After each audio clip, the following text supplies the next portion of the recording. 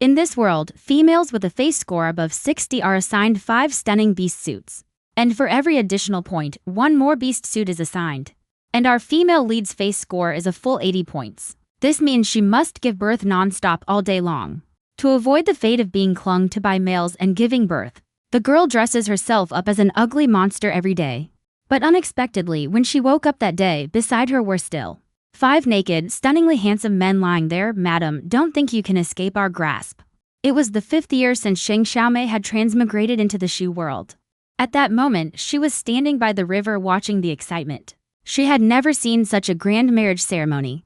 The riverbank, stretching several kilometers, was fully decorated with red lanterns. Just then, a woman beside her spoke, "Too cruel. What a pity for these 5 exceptionally handsome men being tied up and sent to their deaths." Hearing someone say that, Shang Xiaomei's gossip soul began to burn fiercely. "Why do you say they're being sent to death? Isn't this a wedding?" The rich woman turned and saw Shang Xiaomei wearing a mask, looking like an outsider. So she, along with the people around, began to explain in a flurry of words. "There's a female demon here, ugly in appearance. She does all kinds of evil according to legend. The only way to clear her resentment is to select the most handsome men in the world and offer them to her, so to ensure the safety of their clans. The 5 great beast clans each offered their most handsome men. On this same day, in the form of a ghost marriage, they marry into the haunted house." However, as she listened, the smile on Shang Xiaomei's face grew more and more charming. The melon seeds in her hand also hit the bottom, because the extremely ugly and lecherous ghost realm woman they were talking about, the ghost seemed to be herself. She was originally a female idol skilled in singing and dancing in the 21st century, single from birth until age 2. But during a stage performance, she accidentally fell from a 20-meter-high platform. This fall threw her into her current slim body and also bound her to a pervert system. Every day, she only needs to check in 1,000 times to get tens of thousands of years of lifespan. What's even more impressive is that as long as she stays in the same space as a handsome male, she can get exchange tickets. She can exchange any modern supplies. If the exchange tickets are not enough, she can still use her health bar to exchange for life-saving weapons. But the health bar is not inexhaustible. To restore health, she must cuddle with handsome men. But if the man she sleeps with doesn't truly like her, she will also die. So in these 5 years, Shang Xiaomei has remained single, but no matter how careful, her health bar has slowly dropped to 20%. She has loved watching hero movies since childhood, and occasionally uses her golden finger to act chivalrously. If because the females of the Shu clan are very precious, they have absolute mating advantages, so in the process of evolution, their appearance did not evolve as perfectly as the males. So beautiful females are hard to find in the entire Shu clan. And Shang Xiaomei, an idol-level beauty like that in City of Longevity, would definitely cause a sensation, so every time she goes on a mission, she disguises herself, making herself as terrifying as possible. She crafted a look with 2 ear sticks and a 3-hole nose, only black eyeballs without any white sausage lips, plus a fat waist and big butt.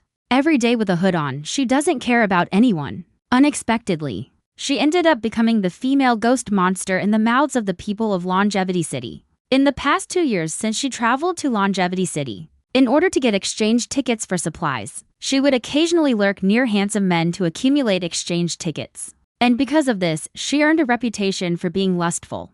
But this ghost marriage was truly something she never expected. In order to stop this absurdity, Shang Xiaomei went to an inn and put on a disguise, and then teleported to that eerie theatrical boat. When she used her ugly third eye to face the boatman at low altitude, the boatman was so scared his eyes went dark. With a dong sound, he fell into the river. "Is it that scary?" Shang Xiaomei muttered softly while looking into the boat's canopy. Sure enough, there were 5 men with their hands and feet tied, their heads covered with red veils. At this moment, this boat had already rowed to the middle of the river, and the stern was also leaking water. It seemed that the people of the 5 beast tribes were planning to sink them, people and boat together, to the bottom of the river. This is the so-called ghost marriage, directly drowning them. Shang Xiaomei's mood became even more complicated. Just now, the people on the shore said that the marks of dubbing marriage had been branded onto their bodies. Really quite cruel. The man kneeling at the very front suddenly let out a muffled low roar. Shang Xiaomei held a lantern in one hand, and with the other hand, she lifted the red veil covering her head. At this look, Shang Xiaomei's last bit of conscience extinguished instantly. It turned out to be her favorite beloved person. Electric blue long hair scattered over the shoulders, Ice blue eyes that enthrall and captivate the soul. Extremely pure and seductive, this dark one cannot be let go. Shang Xiaomei forced herself to stay calm. She took another step forward and lifted the red veil of the second man. The man before her was different from the previous beloved one. When he saw Shang Xiaomei, there was no fear in his eyes, only humiliation and anger. He was a boy of the wolf clan. Silver-white wolf tail, short hair, heart-cold color, black eyes. Stubborn to the point of making one's heart ache, this one also cannot be let go. Shang Xiaomei continued forward and lifted the red veil of the third groom. This time, Shang Xiaomei was not amazed. Instead, she was startled because the man under the veil actually had a pair of golden vertical pupils. She, towards Shang Xiaomei, with self-muted sharp tiger fangs and her lip ring and tongue ring together burst into Shang Xiaomei's eyes. The trendy cool outfit really made Shang Xiaomei unable to accept it. But looking at her strong body, Shang Xiaomei recognized at a glance that she was from the Dragon Clan.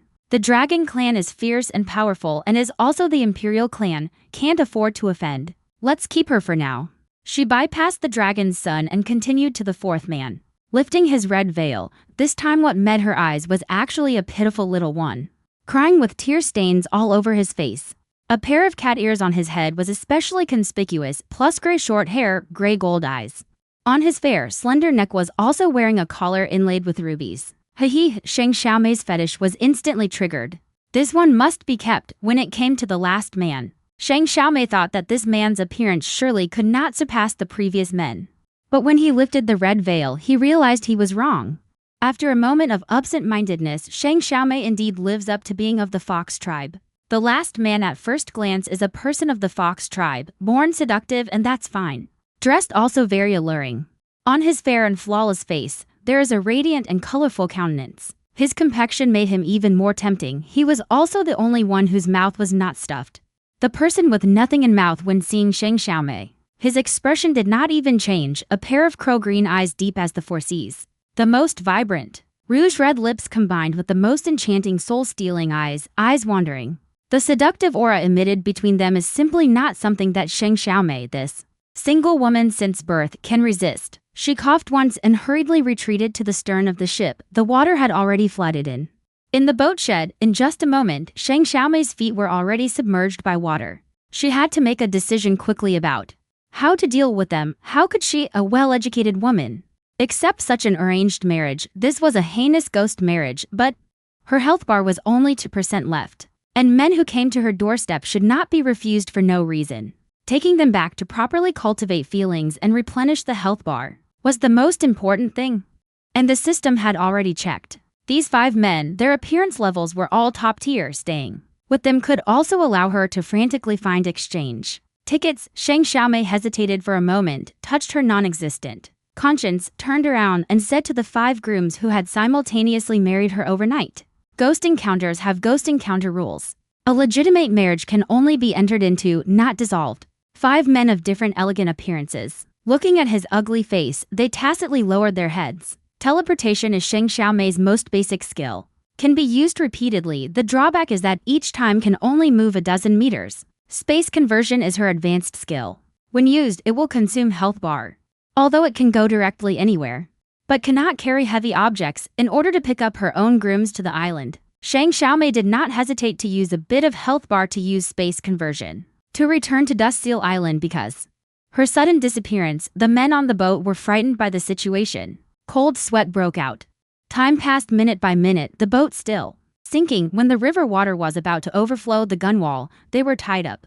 The frantic bridegrooms all showed despair on their faces. The expression, the pitiful cat clan child watches the youngest at this moment. "Already I want to go back to find my grandmother." No one responds. The other 4 men on the boat now all have solemn expressions and secretly store something besides nervousness. They seem to have other more important things to worry about, especially that delicate person most. He who should not be nervous, his expression looks equally worried about the ghost. "Will it come back?" the dragon son asks coldly. Still no one answers his words because no one knows the ghost's thoughts. The surrounding air seems to have frozen, cold and quiet by the riverbank. The onlooking crowd is all worried for them. If the ghost does not come back soon, they will sink with the boat, drowning alive at the bottom of the river. We just wait like this. This time the speaker is the Wolf Clan's youth. He had been trying to break free from the rope on his hands from the beginning. Now, although the rope has loosened somewhat, He clearly cannot before sinking to the bottom of the water. Break free from the rope, the others also cannot break free. The 5 beast clans fundamentally are not friendly with them, and they are also very unfriendly. No one wants to respond to anyone. The T-Wolf clan youth's words had just fallen when the boat suddenly accelerated. Sinking downward, in the blink of an eye the stern had completely sunk into the water. This thrilling scene made the crowd on the shore exclaim repeatedly, noise and clamor constantly coming from the shore. The boat is going to sink. It's sinking, what a pity, they are doomed, only death can match the heroic spirits. If not dead, how can they match? At this moment, on the shore, there are still people saying such cold words on the washing boat. 5 people were almost completely submerged in the river water. The red lanterns by the river swayed left and right with the cold night wind, as if saying goodbye to them just when everyone, including themselves, thought they were doomed. Suddenly on the river surface appeared a moving flying ship, a ghost ship, at this time on the riverbank. A commotion rose. Those waiting to see the ghost come to pick up the groom were all stunned by the sight before them. It was a ghost ship. The ghost has come to pick up the groom. People on the bank kept shouting loudly. No need for oars or sails, moving so fast a ship. If not a ghost ship, then what else? In the blink of an eye, the ghost ship stopped beside the washing boat, stirring up. The waves actually caused the washed ship to float up a bit. Shang Xiaomei decisively used a cable to fix the 2 boats together, cut the ropes binding the men, and ordered them to board the boat. Just now the boat was about to sink and they didn't seem very afraid. Now the fear is real. Shang Xiaomei's eerie and ugly appearance and the strange ghost ship appeared in their eyes at the same time. As terrifying as when the underworld arrives, they one by one, like frames and holes, moved to the speedboat. When the speedboat, at a speed they could hardly imagine, moved at high speed, Shang Xiaomei saw in their eyes all showed terrified expressions. Shang Xiaomei proudly in her heart calculated that fortunately she had a material space and special skills, otherwise really can't suppress these tall men, the men just now.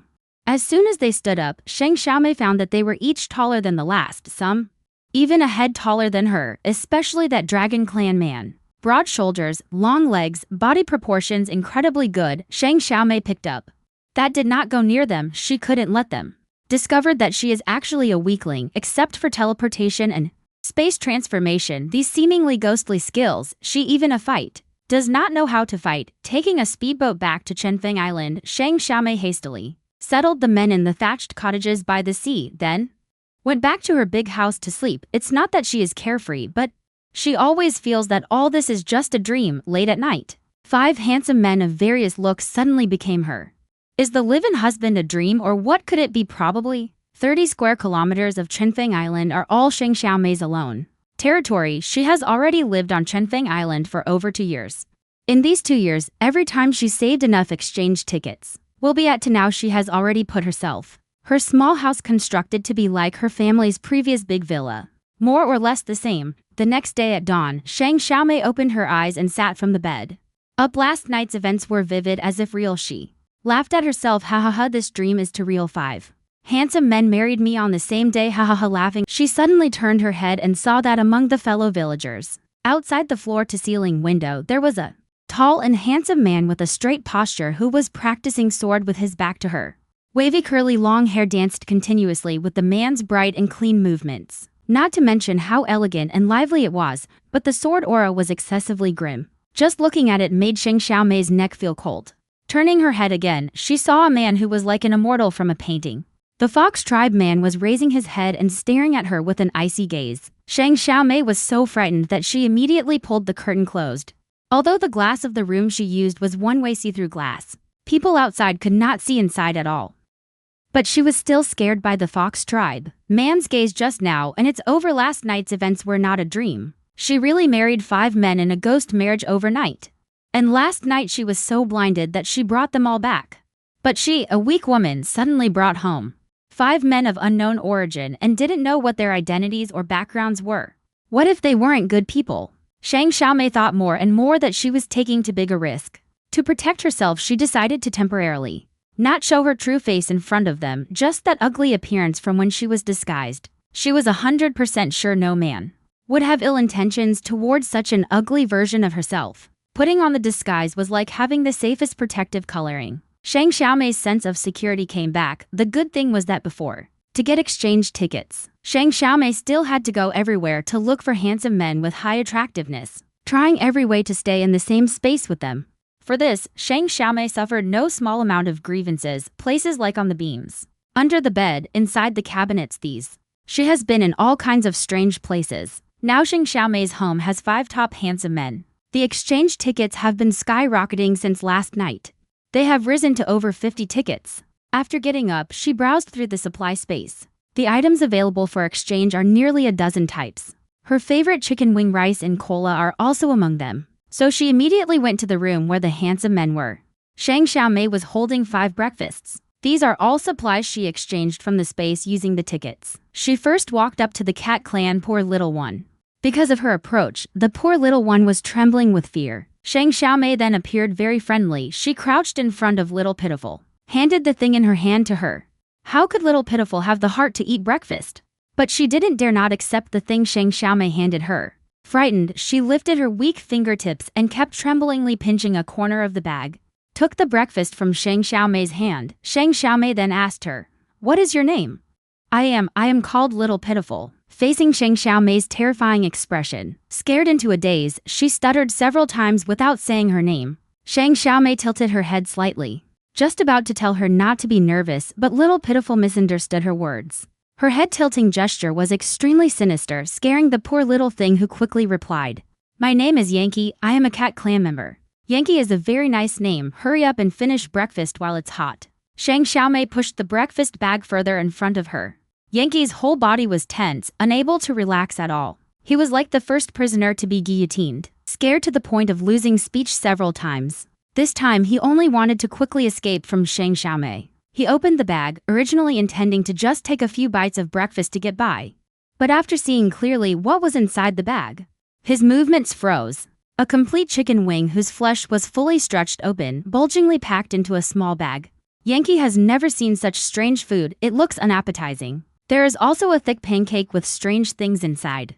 It's just that the pancake is not even white.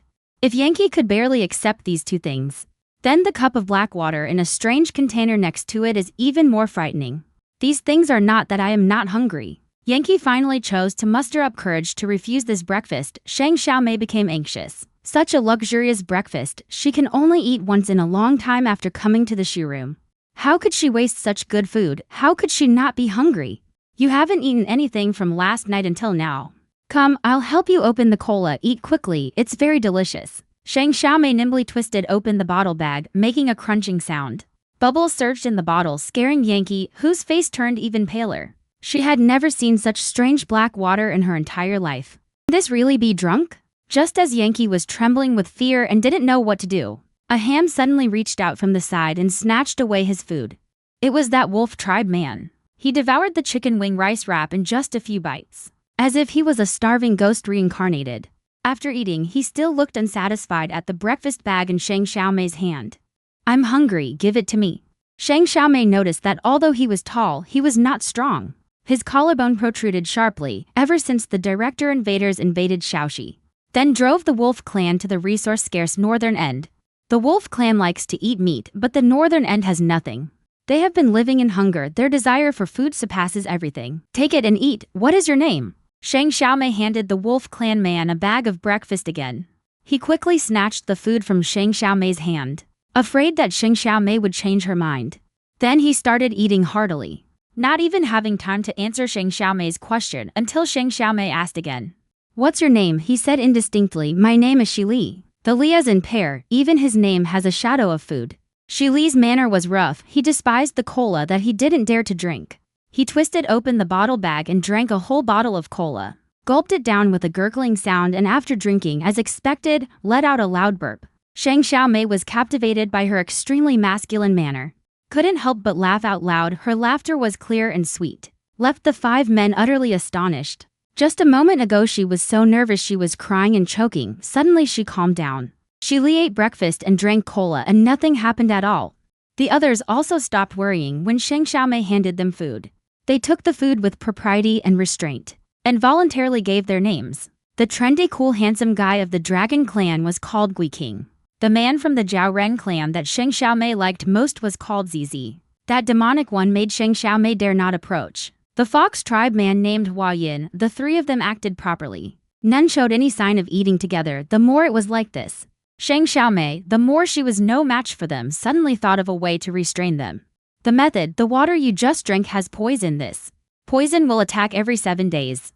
When it attacks, without antidote, you will die from burst intestines and rotten stomach. Ha ha ha. After saying that, Shang Xiaomei still did not forget to let out a sinister laughter. Sure enough, the 5 men all changed color, especially was the ghost cyan gold tree pupil trembling. Sharks horizontally generate smoke. The youngest, since last night, his emotions have been always. In this collapse, he finally couldn't hold it anymore. The first rushed out, tightly grabbing Shang Xiaomei's arm without any shaking wildly while shaking, crying in collapse. Let me go back. I want to go home. I want to go home. Although he is younger than Shang Xiaomei and thin, but his strength is much. Shang Xiaomei, this female idol who can't carry with shoulders or lift with hands much greater. Shang Xiaomei was shaken by him, dizzy and unsteady on her feet. In order to maintain her harmful image and not be bullied by these men until not even bones remain, Shang Xiaomei absolutely could not just be shaken unconscious by Yanqi. She reacted, quickly took out a female self-defense item from her space. Fingers fumbled to turn on the stun gun. Pressed it against Yanqi, the other for secretly observing. The man watching all this saw Yanqi's body suddenly begin to convulse eerily, then fell stiffly to the ground. Everyone's expressions were extremely vivid. Clearly, through this incident their fear of ghosts increased a few notches. Even the Dragon Clan warrior with off-the-charts combat power, Gui King, could not see how the ghost effortlessly knocked Yanqi down. They could only attribute it to ghost arts. Yanqi, lying on the ground, looked up in despair, tears flowing freely, eyes suddenly wide open. Endless sorrow howled out from her eyes. Her appearance scared Shang Xiaomei. What's wrong with Buking? Why are you so sad? What's wrong with you? Shang Xiaomei crouched beside Yanqi, still using the tone of coaxing a child to ask her softly. Yanqi had no reaction, as if she hadn't heard her. It's okay if you don't want to talk, don't you? Want to go home? I can take you this time. As soon as Shang Xiaomei's voice fell, Yanqi sat up straight, opened a pair of big watery eyes and stared at Shang Xiaomei softly, asking, really? Will you really take me back? Shang Xiaomei nodded in agreement. Then take me back now. I want to go home. Grandma is still waiting for me at home. Grandma can't see without me to take care of her. Something will happen to her. Yanqi, excited, with a thud, knelt down to Shang Xiaomei, hands clasped in supplication, holding onto Shang Xiaomei's pants leg and not letting go, like a string of firecrackers from her mouth. Quickly said Shang Xiaomei. The more she listened, the more she felt something wrong. Your family's kind of situation. Why did you agree to a ghost marriage? This is nailing getting me. Agree or not, it was them forcibly tying me up and bringing me here. Was forcibly brought. Yanqi's face hung with tears, her fair tender face filled with anger, yet in her eyes also revealed lingering fear. If not for her heart worrying about Nailin, she simply would not have the courage to talk with this terrifying ghost before her eyes. Upon hearing, Xiaomei was left speechless. So it was that she was forcibly brought. No wonder she was so collapsed. Anyone would collapse. Shang Xiaomei let out a long sigh. The several men all became secretly nervous. According to outside rumors, Shang Xiaomei is a bloodthirsty killer who eats living people, an evil ghost. Yanqi recklessly angered her. What if she feels her face is lost and kills Yanqi? Gui King held the dagger's right hand behind his back, the back of his hand because of too much force, veins bulging. Shang Xiaomei naturally also saw their nervousness. She just sighed, and that scared them half to death, but she was too lazy to explain at this moment. Seeing Yanqi in such pain, Shang Xiaomei from any angle thought she should send Yanqi home, so Shang Xiaomei spoke. Since you were tied here, then I'll return your freedom and send you home. Shang Xiaomei lifted Yanqi from the ground and then turned to the other 4 men and said, who among you was forcibly tied here? I can send you all back together.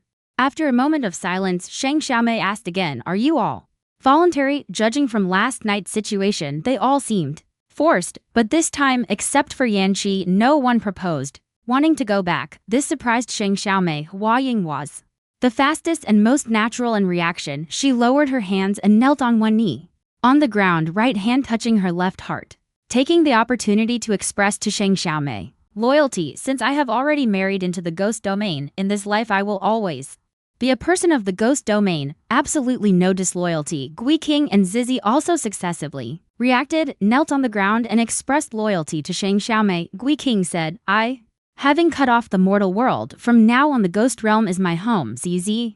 Also sincerely expressed willingness to wholeheartedly follow Madame ZZ for life. Madame had said all the nice words. Shilei was originally clumsy-tongued and even less skilled at flattering. They, one after another, to please the ghosts. Whatever flattering words they could say to make them happy when it was Shilei's turn. Shilei quietly rolled his eyes in his heart, stammering half. Stupidly, he didn't utter a single word. Shang Xiaomei looked at Shilei and seriously asked him, "What about you? Do you want to go back?" Shilei doesn't like lying, having come this far. This step, he simply confessed, "Our wolf clan was driven to the northern desert to struggle for survival. Since I can remember, I have not had a single full meal. If I can have a full meal here with you, I'll just stay here and watch him." So sincere. Shang Xiaomei couldn't help but continue asking him, "Were you just agreeing to marry into the family just to get a full meal?" Shili looked up and glanced at Shang Xiaomei. Shang Xiaomei's terrifying pupils without whites made her feel a chill. She was never good at lying, and under Shang Xiaomei's sinister eyes staring at her, she couldn't even tell a lie. "I sold myself for 500 longevity coins," Shili said. Shang Xiaomei was again speechless. Yankee was forcibly kidnapped. Shili himself sold himself just for 500 longevity coins? Such a small amount of money, and he sold himself. Shili lowered his head and explained, 500 longevity coins may not be much to you, but to my younger siblings at home, the bought rice and flour are enough for them to eat for half a year. It's worth it no matter what." Shang Xiaomei couldn't ask anymore. She habitually raised her hand and patted Shili's shoulder comfortingly. "In the future, if you want to go home to visit your younger siblings, you can tell me anytime." Her such warm gesture made all the men present extremely astonished.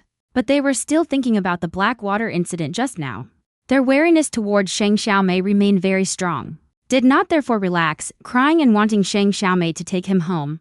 Gui King, Hua Ying, and the others were all waiting to see how Shang Xiaomei would deal with Yankee. Would it be to save face as a ghost, to kill the chicken to warn the monkey, and kill Yankee in front of them? Or will she really send her back?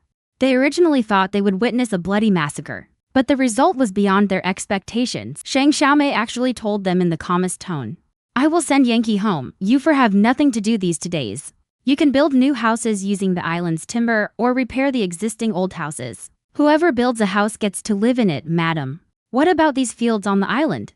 Can we cultivate them?" Shi Li, because he and his clan lived in the barren north without farmland, had always been plagued by hunger.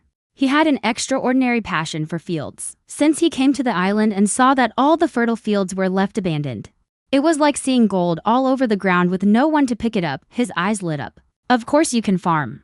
But Shang Xiaomei hesitated, and he remembered when he first came to Dust Seal Island. He had also cultivated a vegetable garden in front of the courtyard to grow green vegetables for himself. But although he was the only living person on the island, he wasn't the only living creature. There was also a family of wild boars living on the island.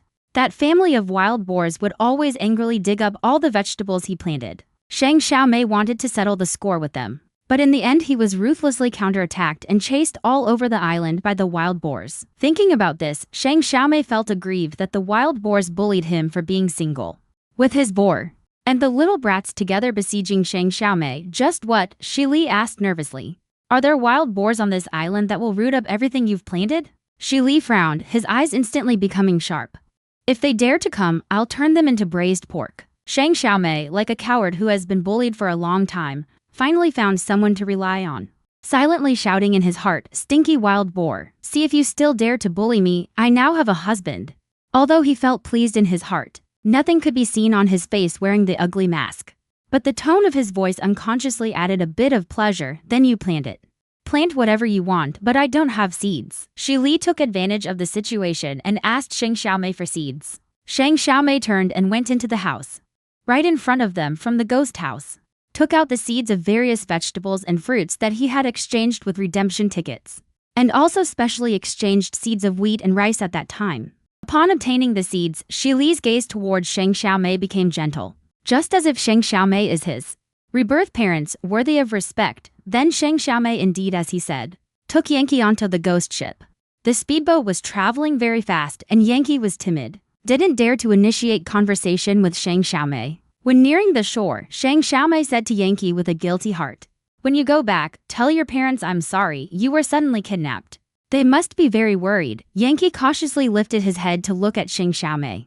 Replied softly, I have no parents, I am an orphan. As a child, I wandered around, later my grandmother took me in. Sheng Xiaomei's heart skipped a beat, instantly becoming even more guilty. How could it be an orphan? My grandmother is old and blind. They kidnapped me to make me marry a ghost, they just want to kill me.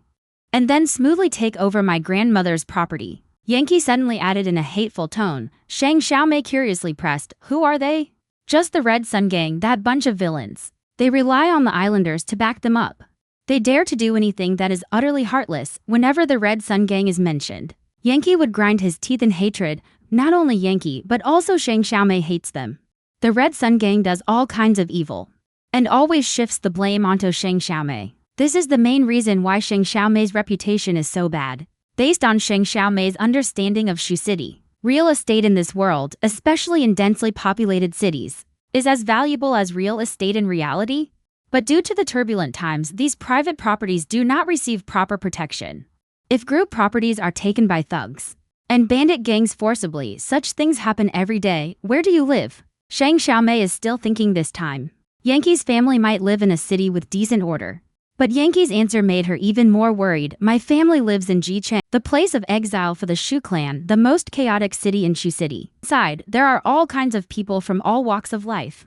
That place, not under any jurisdiction, is a paradise for Shu people exiled by their clan. Not hard to imagine. Yankee and his grandmother had a hard time living in such a chaotic place. Sheng Xiaomei didn't know how he previously managed to keep their family's property, but now with the Red Sun Gang, he still wants to go back and fight for the property. It's estimated that not only will he fail to win, but he'll also lose his life. I'm leaving. Before Sheng Xiaomei could say anything else, Yankee could not wait to go ashore and leave. Sheng Xiaomei thought for a moment. Still uneasy in his heart, after all, Yankee had married into Chenfeng Island, and nominally they were husband and wife. He couldn't stand by and let them die, and besides, the Red Sun Gang had framed Sheng Xiaomei many times over the past 2 years. He also had to settle the score. After making up her mind, Sheng Xiaomei changed into a set of roughly made long robes, wearing a little ghost mask, and followed along. Jicheng was not big. This small town, less than 10 square kilometers, yet housed over 100,000 longevity people, 9% of whom were wandering commoners. Because of housing shortage, material scarcity, and numerous gangs in the city of Ji, the streets are full of thugs and ruffians. Everywhere on the roadside you can see people who have fallen motionless in pools of blood due to fights. The lives of the elderly are as cheap as weeds. Sheng Xiaomei followed Yankee all the way back to her home, just as she thought. Yankee's home had been taken over by others. The most hateful thing is that they also drove Yankee's grandmother out. Yankee looked around for a while nearby. The heartless ones didn't know where they had driven grandmother to. Yankee was momentarily overwhelmed with worry. She had no rationality left, she was alone and weak. But she was ready to fight those bullies to the death for her grandmother. Sheng Xiaomei saw her in the dark, pounding heavily on her own door. Let the bullies inside come out. What are they doing? Who dares to make noise at night and sleep? A burly man with a pockmarked face leads. A few small thugs pushing the door out. The burly man has a broad waist and round body, fat and short, looking just like a wooden stump. Yankee stands outside the door and angrily asks the short fat stump with pockmarks, "Where is my grandma? This is my grandma's house. What did you do to my grandma?" The pockmarked man sees Yankee. Not only does he disregard Yankee's anger, but also, I am not a rocket ghost, am I? Ha ha ha. His wild laughter stimulates Yankee's sensitive nerves. He remembers how he and his grandma were always bullied by these people in the past. Remembers how they forcibly kidnapped him for a forced marriage. Now grandma has been driven away by them again, nowhere to be seen. Old grudges and new hatreds combined. Yankee clenched both hands into fists and punched hard into the big man's face full of coarse flesh. The big man howled in pain and covered his face with his hands. He ordered a few thugs under him to surround Yankee and beat him to death. Sheng Xiaomei watched as Yankee was surrounded by several thugs. She anxiously wanted to step forward, but was startled by the scene in front of her. Yankee, under attack, seemed not to feel pain. Amidst the pig-like screams of Big Pockmark, she bit off a chunk of flesh from Big Pockmark's ear. The root of Big Pockmark's ear became intensely itchy. Yanked his hair and pulled hard backward. With his bloody mouth grinning, he suddenly lunged at the thug on the left and bit the other's wrist without letting go. His hands with sharp fingernails simultaneously grabbed the two thugs, dragging him from left and right. The thugs howled as they tried to pry his fingers apart. Shang Xiaomei heard the sound of bones breaking crackling in her ear. Yankee's little finger was brutally broken. Even so, he didn't let go. The big pockmark, having reacted, cursed while kicking him in the stomach repeatedly. He was kicked until he spat blood, but he clenched his teeth tightly until his teeth bled, without making a sound. In a fight, Shang Xiaomei was no match for these thugs. He rashly stepped forward this time only to be beaten up again. If this continues, Yankee will definitely be beaten to death by them. Shang Xiaomei no longer hesitated that the exchange tickets were insufficient. She had no choice but to use 2 health points to exchange for a pistol from the space. Bang bang, she fired several shots at the thugs surrounding Yankee. The thugs who were moving swiftly just moments ago instantly fell to the ground. Blood gushed from the gunshot wounds, and Shang Xiaomei, as they looked over, teleported 100 meters away without letting them see her. The gunshots and the thug screams quickly attracted a large crowd of neighbors. Everyone saw the miserable state of Pockmarked and his gang, and discussed fearfully. The thunderclap just now was really terrifying. To think of killing one person, only ghosts can do it. Yankee is one of the ghost's people. You dare to touch even the ghost's people. The ghost is coming, the ghost is killing people, hurry up and leave, don't watch. If you anger the ghost, we won't survive either. The melon-eating crowd comes quickly and leaves just as fast. Big Pockmark and the others were hit by gunfire, screaming in pain, unable to move. All of them were scared and cursed by this sudden terror, and unprecedented fear enveloped them. Scared, these thugs who usually bully others curled up on the ground, their bodies trembling uncontrollably. On the other hand, Yankee forcefully suppressed his panic, staggering to stand up from the ground. His little finger hung limply, his face pale. Blood keeps flowing from the corner of the mouth, yet still able to smile. Big Pockmark, thank you for sending me to that infant marriage. My wife is a demon, and now you provoke me. I'll send you to become leaks for the demons. Quickly tell me, where is my grandmother? Your grandmother was not driven away by me. The person who plotted to send you to that infant marriage is also not me. All these things were Liu Shukai's ideas. I'm just an errand runner. Big Pockmark was hit in the calf. The pain almost knocked him unconscious, experiencing the terror of being shot for the first time. He was scared stupid in order to save his life. Instinctively, he blurted out the truth. Liu Shukai turned out to be him. Yankee was itching with anger when this Liu Shukai had wandered to G City back then. Grandmother took pity on him and housed him for a few days. Later, he strayed from the straight path and joined the Red Sun Gang. Yankee and Grandma stopped associating with him, and behind their backs he schemed for Grandma's property. The person who arranged for someone to kidnap Yankee to pay for the marriage turned out to be her. Yankee, ignoring the injuries on her body, turned around and ran towards Liu Shukai's residence. Shang Xiaomei still secretly followed her from behind. Originally, she was worried that Yankee's hand wouldn't recover as before. Unexpectedly, she saw Yankee running forward, while clicking and snapping her dislocated fingers back into place. Indeed, the kind of person that follows Shang Xiaomei, this kind of soft and delicate human, is different. Liu Shukai is different from Big Pockmark. Big Pockmark looks fierce and evil, bad inside and out consistently. Liu Shukai is venomous inside, but on the surface, always looking kind and gentle. When Yankee found him, he behaved quite politely. He even smiled all over his face and proactively mentioned where Yankee's grandmother went.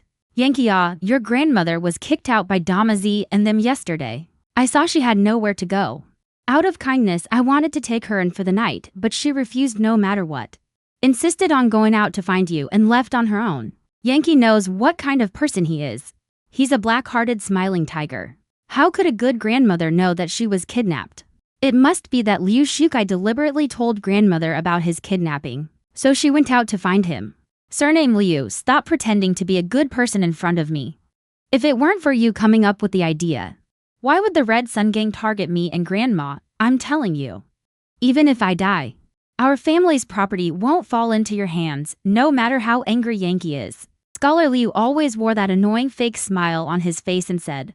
His words were even greedier without any bottom line. Yankee, you are a grandson Grandma picked up, and I am also a grandson she picked up. When Grandma passed away, she personally agreed to leave the property to me. You've already married into the ghost realm. What does Grandma's property have to do with you? Yankee was so angry at this moment that he couldn't speak. Just now, when he was being ganged up on, he didn't lose his composure. But now he was infuriated by the shameless rascal Scholar Liu and had no way to deal with him. Shang Xiaomei observed from the shadows. She could tell that Yankee was no match for this Liu Shukai. Liu Shukai first schemed to kidnap Yankee, then made the grandmother go missing.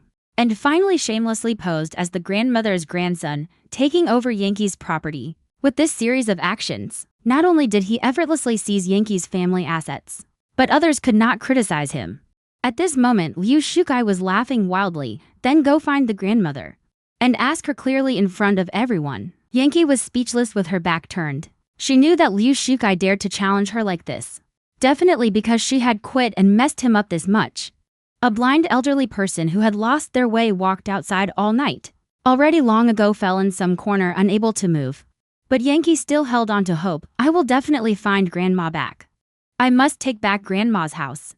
This time Yankee did not act impulsively again. He also knew that dealing with someone like Liu Shukai, fighting would only make him gain more sympathy, and instead be disadvantageous to himself. He dragged his injured body and began searching for Grandma door to door along the street.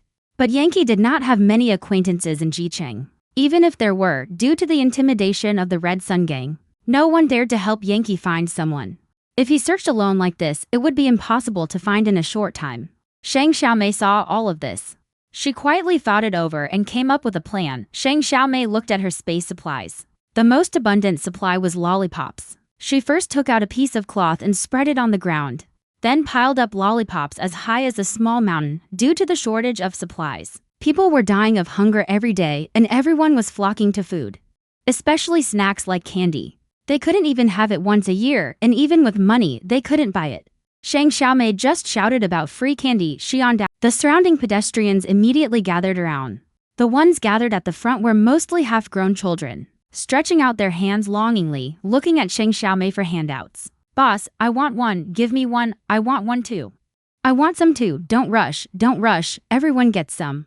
Big sister asks, did any of you see a blind old woman yesterday? Whoever helps big sister find the blind old woman, big sister will give them even more candy. And will also give them 100 longevity coins as thanks. As soon as Shang Xiaomei said this, the lollipops in the children's hands no longer smelled good, and the adults around exclaimed repeatedly. 100 longevity coins, really? You're not lying, are you? Not to mention giving 100 longevity coins. Even if it's just one longevity coin, I'd be willing, little girl. What does that old woman look like specifically? I'll help you find her, and me too. I bring my whole family to help you find. More and more people are gathering around. Everyone raises their hands high, eagerly rushing to help Shang Xiaomei find someone. Shang Xiaomei knows that the currency in Shu City is very valuable.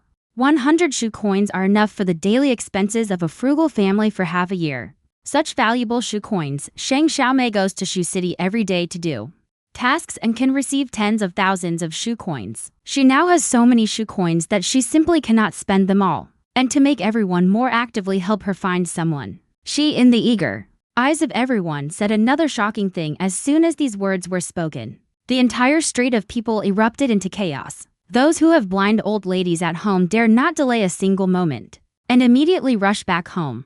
Those who do not have blind old ladies at home are also racking their brains trying to recall if they have ever seen a blind old lady anywhere. For a moment, more and more people gathered around Shang Xiaomei. Everyone lined up, accepting lollipops while loudly promoting for Xiaomei. Soon the entire town was mobilized. Everyone was helping Shang Xiaomei search for the blind old lady. Half an hour later, a middle-aged uncle who makes a living by fishing found Shang Xiaomei. I rescued a blind old lady who was drowning by the river last night while fishing. I don't know if she is the one you are looking for.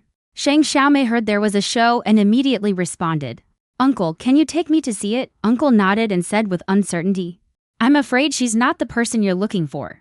Making you come all this way for nothing. Shang Xiaomei saw the uncle's simple nature and felt even more respect for him. Others knew full well that the old lady he brought was not the person Shang Xiaomei was looking for. Yet for a sum of money, they went out of their way to bring their elderly relative to Shang Xiaomei. The old lady the uncle saved might very well be the one Shang Xiaomei is looking for. What she wanted first wasn't the reward, but worried that Shang Xiaomei made a wasted trip. Although the uncle is tired every day and covered with wind and frost, her heart is the cleanest and purest. Shang Xiaomei followed the uncle to the river. The uncle's surname is Yu, named Yu Qiang. Shang Xiaomei calls him Uncle Yu Qiang. Uncle Yu Qiang, how did you find Grandma Yankee last night? Uncle Yu Qiang recalled vividly, last night I went out to the river to fish. Busy until late at night, I didn't catch many fish. When returning to the village, I saw someone drowning. So I saved the person. Grandma has not woken up. Shang Xiaomei asked worriedly. Uncle Yu King waved his hand, saying she has been groggy, muttering in her sleep, always saying things like Grandma Kiki is coming to find you. Shang Xiaomei heard this and became even more convinced that Uncle Yu Qiang had saved Grandma Yankee when they were near the river. Uncle Yu King pointed from afar at a hut fixed with several wooden sticks and built with dry reeds and said to Shang Xiaomei, "My home has arrived, it's right there." Shang Xiaomei was shocked to see such a simple dwelling, and a sentence couldn't help but flash through her mind. Is this a place for humans to live? Quickly walking into the hut because the hut was too low. Under Uncle Yu Kang's reminder, Shang Xiaomei bent over and carefully walked into the hut. Inside the hut there was only a narrow small bed. On the bed lay an old grandmother with closed eyes and white hair. Shang Xiaomei entered and just then heard the old grandmother saying, "Kiki, don't be afraid. Grandma is here, Grandma will go with you." Shang Xiaomei crouched at the bedside, gently pushed Yankee's grandmother. "Grandma, Yankee has already gone home. Let's go home too." Yankee's grandmother did not respond, didn't even move her head. Not even a bit. It was unclear whether she wasn't fully awake or didn't hear Shang Xiaomei's words. Shang Xiaomei, not giving up, pushed him, leaned close to his ear and said, "Grandma, did you hear? Yankee has already gone home. Let's go back to this time." Yankee's grandmother finally reacted. She first was stunned for a moment, then turned her head towards Shang Xiaomei, opened a pair of lifeless eyes, looked at Shang Xiaomei and asked her with an aged voice, "I said Yankee has already gone home. She is waiting for you at home, but they all say Yankee was matched with the ghost of that eerie monster sunken. The river bottom cannot return." Yankee grandma's voice trembled, eyes moist, appearing hopeless yet seemingly containing a glimmer of hope. Shang Xiaomei looked at her, so sad, her heart couldn't bear it. She reached out and put her hand on her shoulder softly, said, "Yankee." Grandma couldn't see the person, slightly tilted her head, perked up her ears and asked Shang Xiaomei. Shang Xiaomei leaned her head close to Yankee grandma's ear and said mysteriously, "I am her new wife." Yankee grandma's whole body trembled. Once, perhaps due to her age and having seen too many storms, she quickly calmed down and even asked curiously, "Shang Xiaomei, can I touch your face? I want to see what my grandson's wife looks like." Shang Xiaomei took off her mask and readily agreed, "Grandma, you can touch. If you're not satisfied, you can cancel the engagement." Yankee grandma, suppressing the fear of ghosts and monsters in her heart, she lifted her trembling hand to touch Shang Xiaomei's face. Shang Xiaomei's appearance in reality was at the level of a top-tier beauty, not to mention in this world where female evolution was imperfect compared to the slim and other hairy, plump females. She was so beautiful that she simply didn't look like a woman of this world. Yankee grandma's hand carefully traced Shang Xiaomei's features. The more she touched, the more satisfied she became. The more she touched, the more delighted she was. Yankee is truly blessed to have met such a beautiful, good girl. Because the shack was too small, Uncle King went out to work. Shang Xiaomei accompanied Yankee grandma in the shack. Chatting, the two quickly became familiar. This was also Shang Xiaomei's rival at this, for the first time in the world, showing its true face in front of a thin person. Yankee's grandmother kept praising Shang Xiaomei's appearance endlessly, praising her for being beautiful, saying Yankee is lucky. Soon Yankee came looking over. When Yankee hurriedly arrived, Shang Xiaomei had taken a step ahead and left, not directly bumping into Yankee. Shang Xiaomei had long anticipated Yankee would come looking quickly because before she left with Uncle Yu King, she deliberately sent someone to inform Yankee to come to the river to find grandmother. After Yankee reunited with her grandmother, the two held each other and wept bitterly. Yankee asked her grandmother why she had come to the river. Grandmother said last night Yankee did not return home. She went out to look for Yankee and happened to bump into Liu Shukai. Liu Shukai said Yankee had been dragged away to be married and had already been sunk to the bottom of the river. Then grandmother thought to come to the river to find Yankee, and Liu Shukai pretended to kindly lead grandmother to the river, taking advantage of grandmother's inattention. And at that moment pushed grandmother into the river. Yankee died. Grandmother didn't want to live either, hanging in the river without struggling, face up. Lying in the river water quietly waiting to die, unexpectedly was saved by Uncle Yu King. And didn't die after all. Yankee heard this and was extremely angry. No wonder Liu Shukai dared to lie in front of everyone because she was certain that grandmother wouldn't come back. Luckily grandmother was lucky, otherwise Yankee and grandmother's grievances would not only be unredressed, but the family's property would also be forcibly taken by an evil person like Liu Shukai. In expressing gratitude to Uncle King for his life-saving grace, Yankee then took grandmother Back home, as soon as they left, someone changed back into ghost disguise. Shang Xiaomei then appeared at Uncle Yukang's house with 100 longevity coins. The reward was placed on Uncle Yukang's table, yellow and bright. When young, because too poor, couldn't even marry. Up recently finally looked at a family's daughter, the girl doesn't mind. He old, but the girl's parents demand stone beast coins as betrothal gifts before they will marry their daughter to him. Uncle Yukang cannot produce the stone beast coins. Last night he planned to go today to the girl's family to say, clearly call off the marriage, didn't expect now he suddenly has so much money, now finally can marry a wife and also use the remaining money to hire workers to build 2 green-tiled houses. For the wife to live, life suddenly becomes hopeful. Joy falls from heaven. Uncle Yukang's weather-beaten face rarely shows a smile. Couldn't help humming the favorite from youth, Little Tune. On the other side, Yankee brought Grandma back to their own. But what they didn't expect was that Scholar Liu saw Grandma.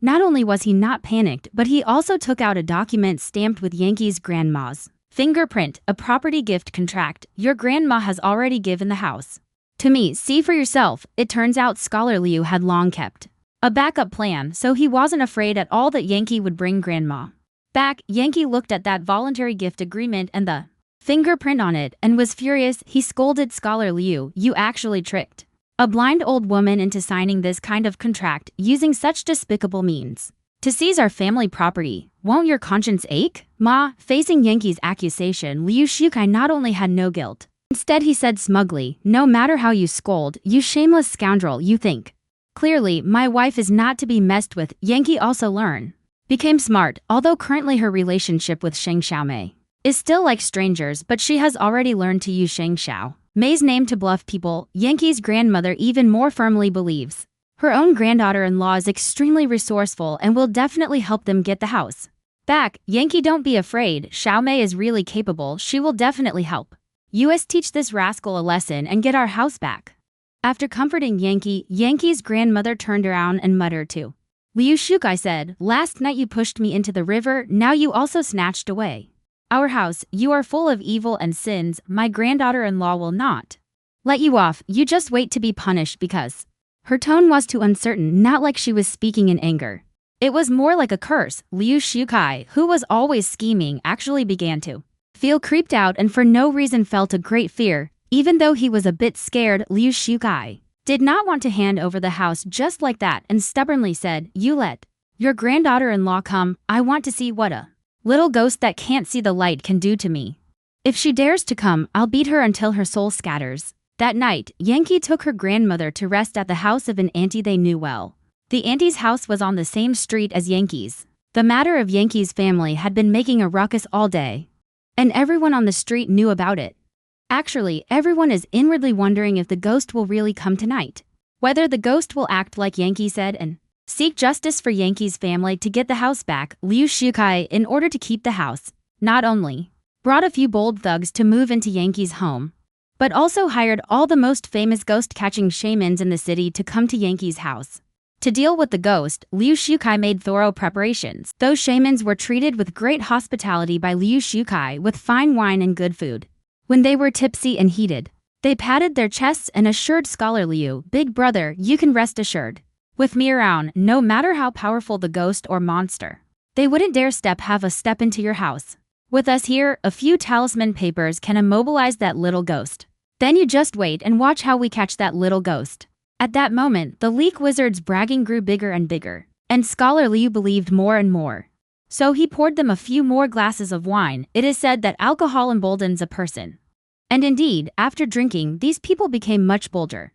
After nightfall, they kept holding their captured ritual tools and guarding the front gate. Shang Xiaomei really has the heart to help Yankee and them get back the house. She is the granddaughter-in-law recognized by Yankee's grandmother. This house should now have her share as well. How can it be so ambiguously taken over by Liu Shukai? Besides, that Liu Shukai is truly repulsive. He even wants to make Shang Xiaomei's soul fly and spirit scatter. Shang Xiaomei doesn't give him some color to see. He really doesn't know how many eyes the Horse King has. This house must be taken back like Scholar Liu, this cunning rogue, only by making him fear from the bottom of his heart. Will he dare not to have any greed in the future? Shang Xiaomei carefully calculated and counted all the things in the space. All the usable props were sorted out by him. The several wizards guarding the gate are not as scared to Shang Xiaomei as a dog. Dogs bite people. And they are quick to react. These wizards, when sober, only pretend to be gods and ghosts. Now they are drunk and can't even sit steadily, let alone oppose Shang Xiaomei. And Shang Xiaomei is really afraid of ghosts. She is not afraid. Shang Xiaomei used up a bit of health bar again, using the skill of spatial transformation, appearing without hindrance. In Yankee's courtyard, she herself had already arrived in the courtyard.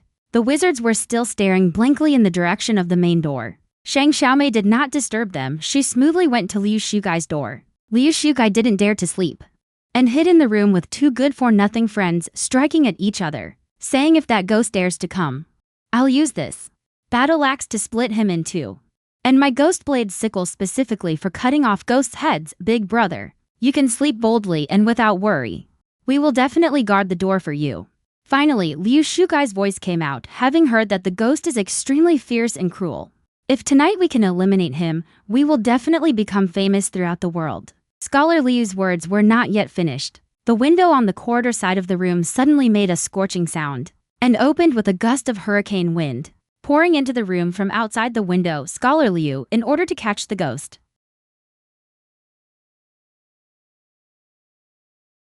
deliberately filled the room with candlesticks. Originally each candlestick had a lit candle. Now this eerie wind blows. Not to mention all the candles on the candlesticks are extinguished. Even the lantern under the wolf smoke because it was swept by the strong wind. It was just that Shang Xiaomei, using her special ability to teleport, fanned it out with a fan. Because she moved too fast, Scholar Liu and the others only felt the strange wind passing by, but couldn't see Shang Xiaomei's figure. The candles went out. Liu Shukai, and just now was brazenly boasting that he has. How formidable! The two thugs instantly panicked, all huddled together, waving the weapon in hand in terror. It's a ghost. The ghost is coming. Scholar Liu shouted and dodged backwards again and again. The two thugs accompanying him dodged even faster than he did, mouths still vying to be the first to shout, Ghost Lord. The person who robbed your house is Liu Shukai. It has nothing to do with us, right? Lord of ghosts, every wrong has its cause, every debt has its debtor. You must not mistakenly kill the good people. They didn't even hesitate or struggle for a second. They immediately switched sides. Shang Xiaomei found it amusing but had no intention of letting them off easily. These little hooligans are all from the Red Sun Gang.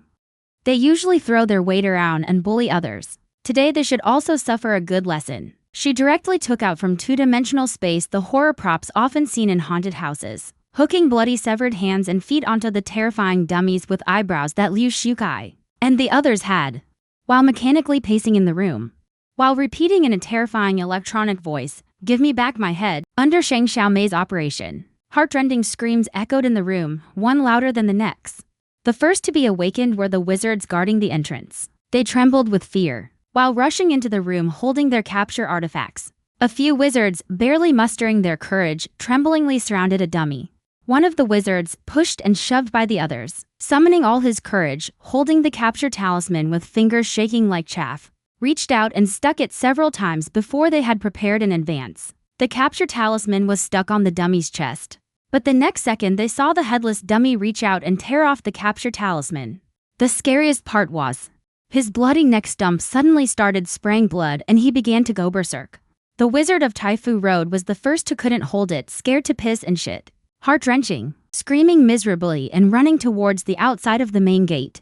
The other wizards were also scared and scrambled to follow and run out. Liu Shukai and those two thugs didn't not want to run, but their shoes were glued by the glue that Shang Xiaomei had pre-poured on the ground. Because when they arrived, too much glue had been spilled.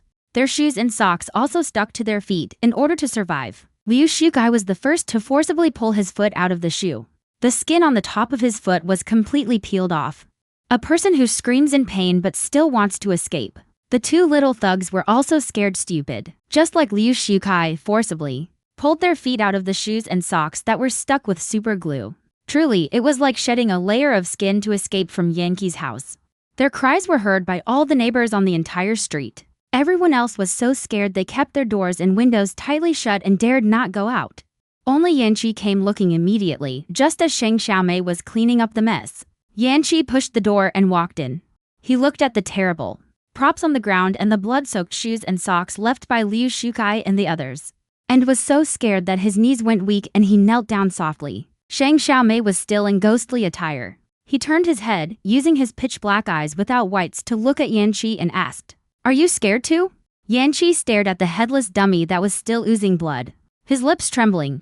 That person, where is his head? Shang Xiaomei gave a dark smile, ran over and turned off the switch of the dummy. The dummy stopped talking and stopped bleeding. It's fake. You see, it's made of plastic. What is plastic? Yanqi asked seriously. I don't know if it's because he had interacted with Shang Xiaomei a few times. He wasn't as afraid of Shang Xiaomei as outsiders were. But he was still scared inside. Shang Xiaomei scratched his head. What is plastic? It's a kind of material. Forget it. I can't explain it clearly. When I was in school, my grades were bad. I never understood it. Do ghosts and monsters also go to school? Yanqi asked again. Shang Xiaomei remembered his own dreary student days of studying for over 10 years, nodded heavily and said, Yes, have to study and there's endless homework every day. Don't even mention how painful it is. Although what he said was strange and weird, Yanqi couldn't understand a word. But his tone was gentle and steady. The props in the room were also all turned off by him. No abnormal movements or strange sounds. Yanqi's emotions gradually calmed down. She shivered and lit the candlestick in the room, and although the fake people, fake limbs, and fake skulls had stopped moving, under the candlelight, they looked even more eerie. Shang Xiaomei has a slight cleanliness obsession. If things are not cleaned up, she won't put them back. She used an exchange ladle to get wet wipes. Wipe the props clean and put them back one by one. For some reason, Yanqi watched her busily squatting on the ground, chubby and plump. Just looking at her profile was somewhat comical. She just saw Shang Xiaomei press somewhere without knowing. Those few ghosts suddenly became quiet, not moving, not screaming, and not spewing blood. He mustered his courage and moved forward bit by bit, trying a few times. Finally, he crouched down in front of a fallen dummy. His nerves were tense. At this moment, even the slightest stir could scare him into jumping 3 feet high. What are you doing? As soon as Shang Xiaomei made a sound, Yanqi was startled and fell to the ground. Xiaomei saw him scared and sweating all over his head, reached out to pull him up, but unexpectedly Yanqi was one step ahead of her and climbed up by himself. I just wanted to take a look. Compared to Shang Xiaomei, Yanqi was even more afraid of the dummy. He involuntarily leaned closer to Shang Xiaomei. Shang Xiaomei, to satisfy her curiosity, crouched down and lifted the dummy. Her hand opened the switch under the dummy's arm. The dummy started walking mechanically again, walking and speaking in an eerie tone. Give me back my head. Yanqi had never seen such a realistic dummy. In her understanding, people are people.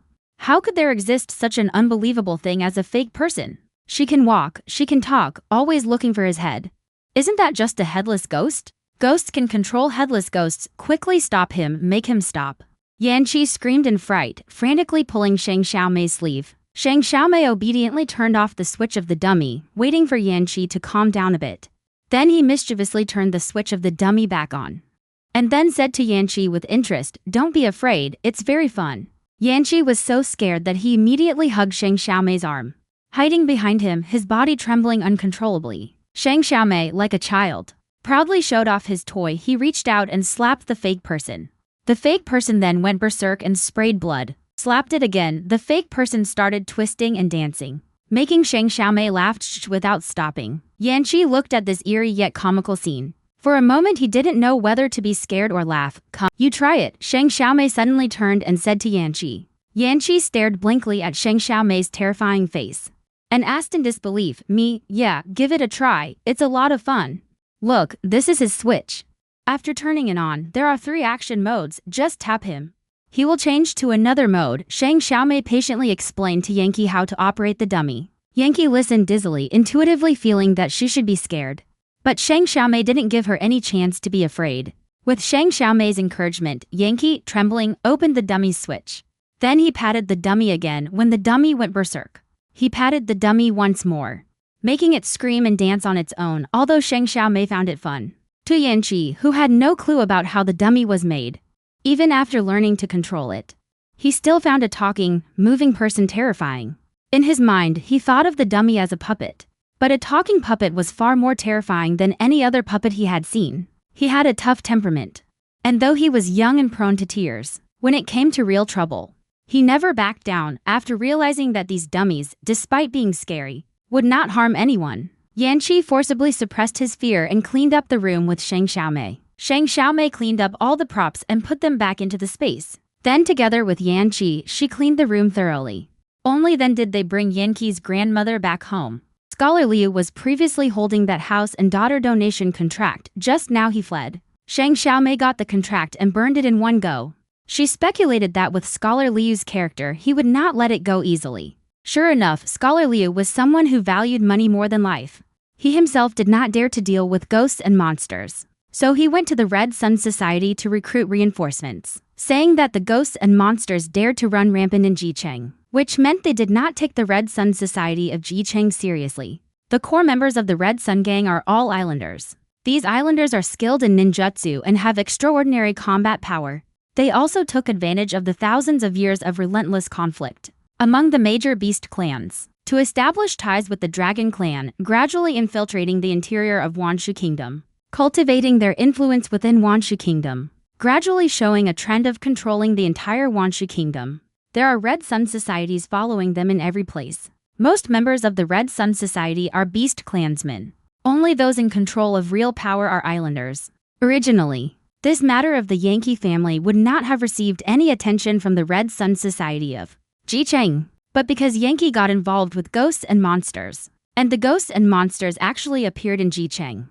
In the eyes of the Red Sun Society, this matter became something of extraordinary significance. The island country people want to control Wanshu country. What they have always advocated is the idea that they are sons of gods. They publicly claim that they are an undefeatable existence. Anyone must bow down before them. They use the name of sons of gods, trying to control the subjects of Wanshu country. This time the ghosts beat people from their Red Sun Society. For the Red Sun Society, it is a great humiliation. The myth that the people of Dao country are undefeatable cannot be broken. Once broken, they can no longer continue to control the Dragon Clan. They can no longer continue to develop their power in Wanshu country, so the ghosts must disappear. Scholar Li wrote about his encounter with the ghosts, borrowing the words of the Red Sun Society president Yazao Jun. Yazao Jun was so angry that he slammed the table, shouted to his subordinates to immediately summon the 7 Rakshasas. I don't believe the 7 Rakshasas cannot kill that mere little ghost, the 7 Rakshasas. Upon hearing the name of the 7 Rakshasas, Scholar Liu's eyes lit up in the entire street city. Who doesn't know the renowned reputation of the 7 Rakshasas? They are 7 fellow disciples of the same master. They have trained together since childhood, cooperating seamlessly. The formation composed of the 7 of them has no flaws, and no attack can break through them. Even if a fly flies past them, it will be split into by them, even within the Red Sun Gang. Shi Luohe is also a figure on the list. Yi Zhao Jun sent Shi Luohe to deal with the ghost. It seems he really doesn't intend to let that ghost go. Scholar Liu endured the pain in his feet, bowed and scraped to Yi Zhao Jun. The military Chi Luoka's reputation is to be used. Dealing with that ghost is certainly no problem. Yi Zhao Jun snorted coldly. He said disdainfully that the higher-ups originally didn't plan to move him. It's a pity to lose such a good scapegoat, but he insisted on seeking his own death. So we can't be blamed. Yes, he sought his own death. He deserved to die. Liu Shugai servilely incited the Wild Call army. Whatever shady things the Red Sun Gang did in the past, they pinned it all on Shang Xiaomei, saying those bad deeds were done by her. That's also the main reason why Shang Xiaomei's reputation is so bad. Now Shang Xiaomei threatens the prestige of the Red Sun Gang. She's in their way, so naturally she can't be kept around. It's only a matter of time before the Red Sun Gang clashes with Shang Xiaomei. And Shang Xiaomei knows this well. She's not afraid of the Red Sun Gang killing her as long as she still has health points. The Red Sun Gang just can't kill her. She's only afraid that she can't recover her HP. For her, the most important thing at the moment is to get a man who can help her recover HP. While Liu Shukai, because he invited the 7 Rakshasa Gang, and she revived and was feeling triumphant. Shang Xiaomei is lying in bed counting her exchange tickets. HP bar only has 19 points left. From now on she must be more careful in using her HP. These past 2 years, Shang Xiaomei seems to have done nothing. Actually, she has been familiarizing herself with the rules of sushi. She has some understanding of the 5 great sushi clans. Even more, they thoroughly understood the details of the Red Sun Gang, since sooner or later they would have to confront the Red Sun Gang. Shang Xiaomei prepared early what the experts of the Red Sun Gang could do, what weaknesses they had. She knew it all. He guessed that Jicheng's Red Sun Society relied most on were the 7 Rakshasas and Master Wu Yangshu. Shang Xiaomei knew the power of ninjutsu, but he believed more in the power of modern technology. As long as he could exchange for modern weapons and make good use of them, the Red Sun Gang might not be able to defeat him. Yankee accompanied Grandma in another room talking quietly. The elderly lady is old, can't sleep at night, talks a lot. Holding Yankee's hand, she kept praising Shang Xiaomei as a beautiful granddaughter-in-law. Yankee, you are truly fortunate to have found such a capable and beautiful wife. This world is too chaotic.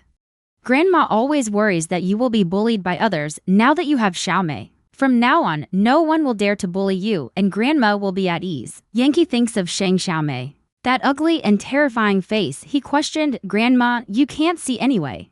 How would you know what she looks like? Don't just listen to her nice voice and think she must be very good looking. Silly child, she is your wife. Of course I need to carefully vet for you. What does she look like? Grandma knows very clearly. Grandma has lived so long. Has never seen a woman so perfectly beautiful. Skin so delicate it seems it could break with a touch, not a single stray hair. Grandma is exaggerating more and more. Yankee becomes even more disbelieving. Being thin is an imperfect evolution of the female. Luxuriant hair and short stature are almost standard for every female. The woman so perfectly evolved that Grandma mentioned. Only Fox tribe women can barely reach such a level. But her monster wife is not a Fox tribe woman. Grandma, you don't need to worry for me. No matter how she looks, she is my wife. I have identified her for life. Shang Xiaomei will accompany her home these 2 days.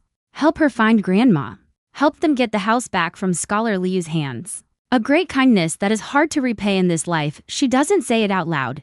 But in her heart she has long recognized this lady, MMOK. With Xiaomei accompanying you, Grandma is relieved. Yankee's grandmother fell asleep with a smile after she was sound asleep.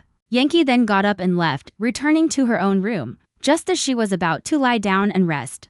A sudden noise came from next door. Feline hearing is sensitive. Although the noise was deliberately kept very low, it was still heard clearly by Yankee. The sound came from Shang Xiaomei's room.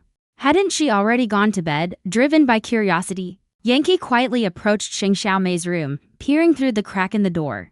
And upon seeing this, Yankee's entire face turned red. She actually saw Shang Xiaomei washing her hair in the room, though it was just her back. But that was her completely naked form. Just as Grandma said, there was really not a single stray hair on her body. Her skin was smooth and flawless. Her curves were well proportioned, completely unlike what Yankee had known. This was her true appearance. Yankee took only one look, then shyly dared not look again. But in the room, the figure standing upright in the swirling steam, that Jing, disturbed her so much she couldn't sleep. She dared not look again. Yet her heart itched and she couldn't move. She waited until the sound of water stopped, then let out a heavy breath. She no longer had to suppress her own heartfelt emotions. The next morning, Shang Xiaomei appeared again in her ghost costume. But Yankee was no longer afraid of her at all. Not only was she not afraid, she could also constantly notice Shang Xiaomei's flaws. For example, her butt was caught on a tree branch. She didn't notice at all that the tree branch scratched her buttocks. The filling material inside gushed out. She also didn't notice. Still walking forward, but Shang Xiaomei didn't notice her own buttocks were torn.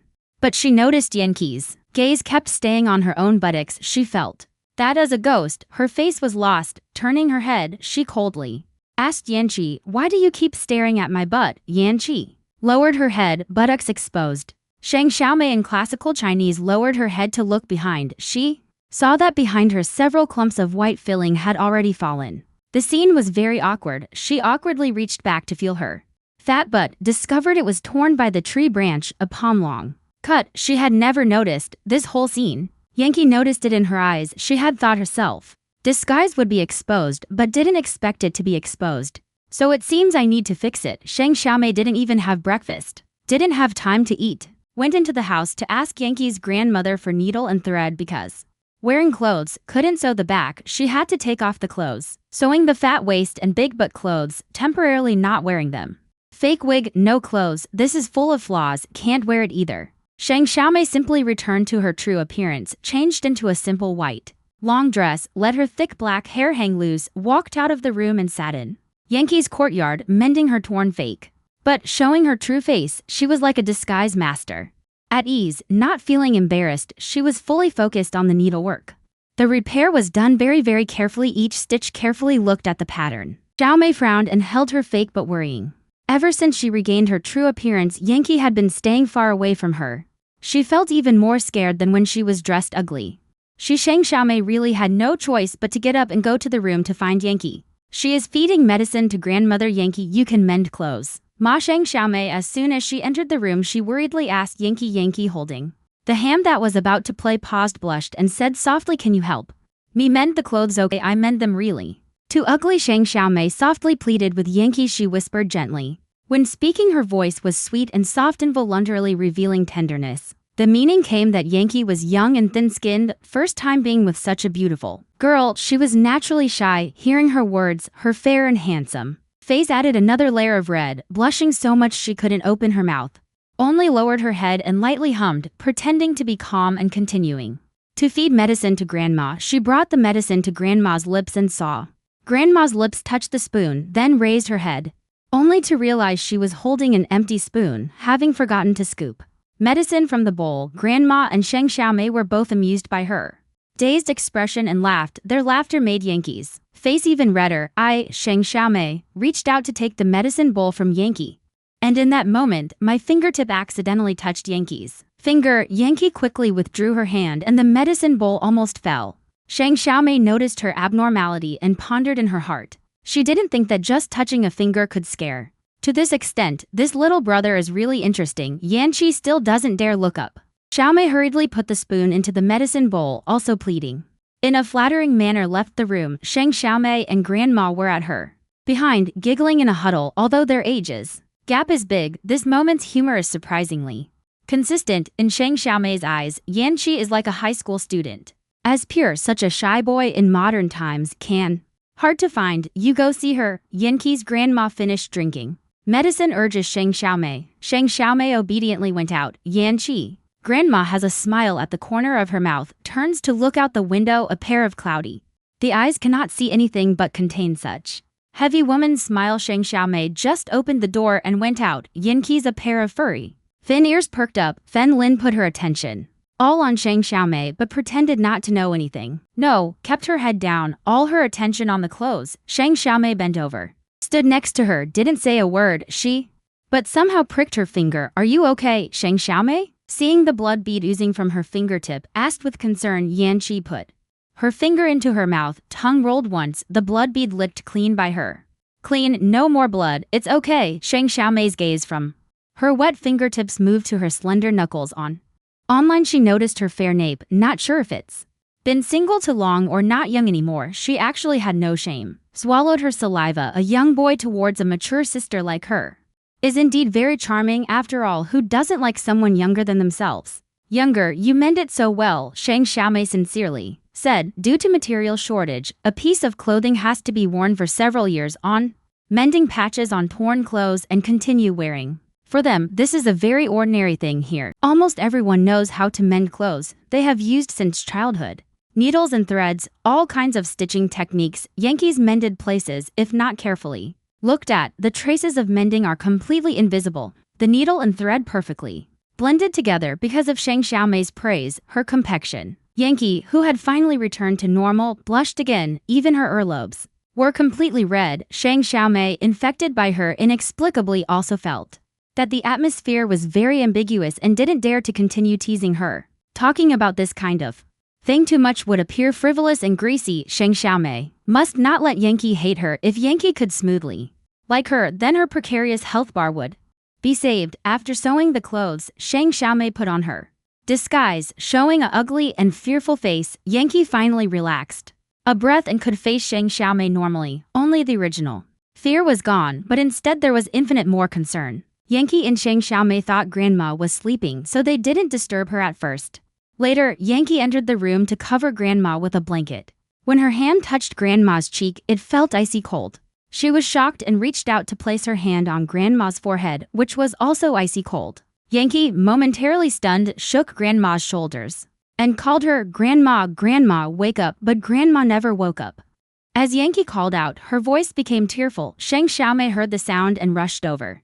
After confirming that Yankee's grandmother had passed away, a wave of sadness rose in her heart. She silently stayed by Yankee's side, gently patting her back. Yankee sobbed uncontrollably, breathless with grief. When the sorrow reached its peak, she turned and buried her face in Shang Xiaomei's shoulder, sobbing, and said, "Grandma is gone. I am an orphan again." Shang Xiaomei doesn't know how to comfort her. She only says Yankee has been crying for quite a while. The sound of crying hasn't stopped yet when suddenly there's a commotion outside. Yankee, you guys go quickly. The Red Sun Society people are coming to cause trouble for you. This time they brought the 7 Rakshasas. If you don't leave now, it'll be too late. Several aunties from next door ran in from outside, shouting. As soon as they entered the room, they were startled by Shang Xiaomei's appearance and ran away screaming, "Ghost, 7 Rakshasas!" Shang Xiaomei stood up. Indeed, it was just as she thought. Scholar Liu went to the city to borrow reinforcements from the Red Sun Society. Scholar Liu is a member of the Red Sun Gang. Shang Xiaomei has long had a grudge against the Red Sun Gang. This time a direct confrontation is unavoidable. Madam, you quickly leave. The 7 Rakshasas are from the island country. They will admit defeat. No one can survive under their blade. Yankee's first reaction upon hearing the 7 Rakshasas' signal was to push Shang Xiaomei out. They are here to kill me. I cannot leave, Shang Xiaomei said calmly. But before Yankee could finish speaking, the courtyard gate was crashed open from outside. The several aunties who had kindly come to tip off the news didn't even have a chance to go back, and were trapped in the courtyard. The aunties were trembling with fear, faces pale, stepping back one by one. No one is allowed to leave. Everyone in this courtyard will die today. 7 gaunt men and women stepped in unison across the threshold of Yankee's courtyard gate. Just now that sentence was actually said by 7 people together. How much tacit understanding does it take for 7 people to say the exact same sentence, without a single word off? No wonder the 7 Rakshasas have such a notorious reputation. Such a miraculous group is indeed rare. Ghosts and monsters, come out and die, the 7 Rakshasas shouted in unison again. Report to Xiaomei. They looked at them like watching a group of stage actors who had memorized their lines performing on stage. That scene was truly spectacular. Madam, don't go out. Since Yankee learned the true identity of Shang Xiaomei, the terrifying image of Shang Xiaomei in his heart turned into a delicate and weak female image. He simply dared not let Shang Xiaomei go out to face such ferocious enemies as the 7 Rakshasas. Underestimating people, isn't it? Shang Xiaomei thought, although he is a weakling. But there is still a way to deal with the 7 Rakshasas. Yankee, however, took a step ahead of him and went out. This incident was caused by me and has nothing to do with Madam. Madam, you know ghost arts, quickly flee. Shang Xiaomei silently watched Yankee's back and sighed inwardly, thinking that although he was a younger brother, he was not lacking in courage. Yankee took out a sword from somewhere and suddenly had a bit of a young heroic spirit. Shang Xiaomei was in a hurry. Just 2 days ago she was still crying in front of him. Unexpectedly, only 2 days had passed, and she seemed to have grown a lot when encountering trouble. Even though she knew Shang Xiaomei could use ghost arts, she did not push Shang Xiaomei to the front but bravely went forward alone. Such a younger brother is the kind that Shang Xiaomei would like. Not bad. Shang Xiaomei is like commenting on a favorite. The TV series male lead whispered to the back of Yankee Chi-Ching. You think you can spar with us just like that? You are not worthy. The 7 Rakshasas are speaking in unison again. 7 figures shift like ghosts in the blink of an eye, saving people and stepping on people, forming a formation of 3 above and 4 below, like a flow of people. The 7 people simultaneously strike at Yankee's limbs and heart. Yankee barely protects his internal organs. As soon as his sword is drawn, he is beaten back step by step. The 7 Rakshasas' coordination is seamless. Every move Yankee makes is countered by someone, and every time they attack Yankee, it is as if a person with 3 heads and 6 arms is attacking simultaneously. Yankee simply can't defend. He just stubbornly holds on. Injured, he doesn't retreat. Bleeding, he doesn't cry out in pain. Step by step retreating, killing him. Just as the 7 Rakshasas simultaneously emerged and prepared to deliver a fatal blow to Yankee, the door behind Yankee suddenly opened. Shang Xiaomei, like teasing a monkey, threw a banana at the 7 Rakshasas. Shang Xiaomei, however, is a ghost. The 7 Rakshasas dare not take the thing he threw lightly, not knowing what hidden mysteries it contains. Several Rakshasas actually held back their blades. But still, there were Rakshasas who instinctively swung their blades without hesitation at the banana. Swish, swish, swish, the banana was sliced into pieces, falling all over the ground. Shang Xiaomei sneered inwardly, being overly. People subjected to discipline will have their thinking and behavior become patterned.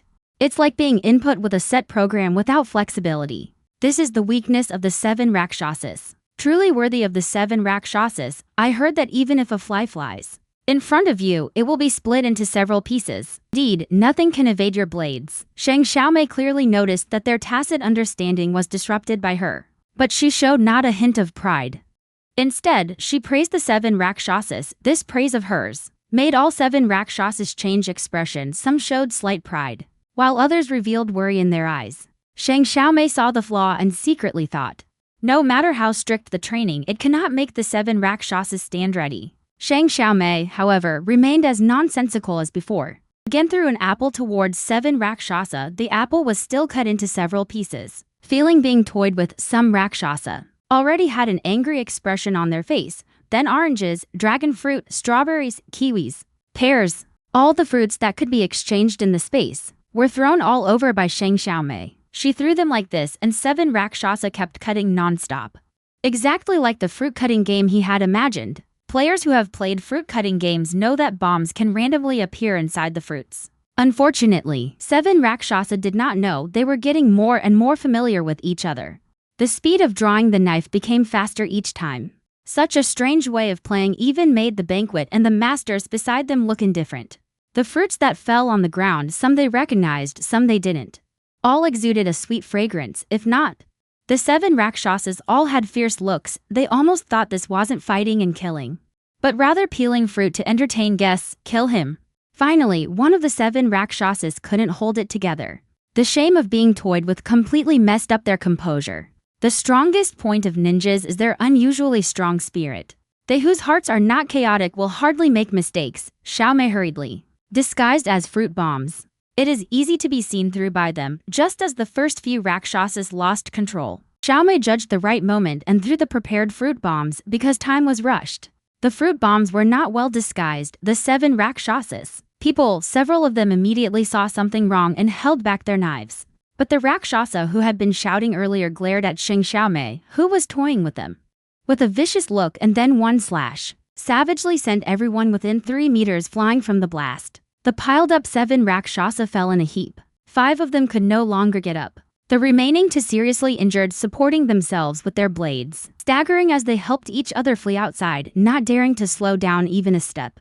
A step too slow and they would very likely end up dead like the other 5. They fled, having lost inexplicably. Their perfect coordination shattered by Shang Xiaomei. The 7 Rakshasa never lost, nothing could survive and leave their blade edge. They are used to slashing but not used to withdrawing. As long as Shang Xiaomei's disguise is good enough, that slash. Even if no one loses control, they will still slash upward, but his disguise is clearly so poor. They actually still slashed upward, they are not. But lost to themselves, the 7 Rakshas lost. Liu Shikai, hiding in the dark, couldn't believe what he saw. The 7 Rakshas are the trump card of the Red Sun Society in G-City, running rampant in G-City for many years. They actually lost. Liu Shikai ran faster than the Rakshas. He hurried back to report to the wild recruit army that the 7 Rakshasa had lost. The Red Sun Society of Jicheng still has one last trump card, Shang Xiaomei, Takeda Shu. Takeda Shu appears and disappears unpredictably, skilled in the earth escape technique. His moves are as fast as the wind. His movement speed is very fast. He believes Takeda Shu will definitely not lose. He must snatch Yankee's house. When the Rakshasa who narrowly escaped death had grown tired of fleeing, only then did the great gods in the courtyard snap back to reality from the violent explosion sound. The explosion just now was caused by ghosts and monsters. The ghosts killed the 7 Rakshasas. The ghosts killed the 7 Rakshasas. It was the ghosts who killed the 7 Rakshasas. After several great gods realized, they shouted and rushed out, seemingly overly frightened, but their tone hides the surprise of surviving the disaster. Dainki also slowly crawled up from the ground. Bombs, this kind of powerful hot weapon for being in.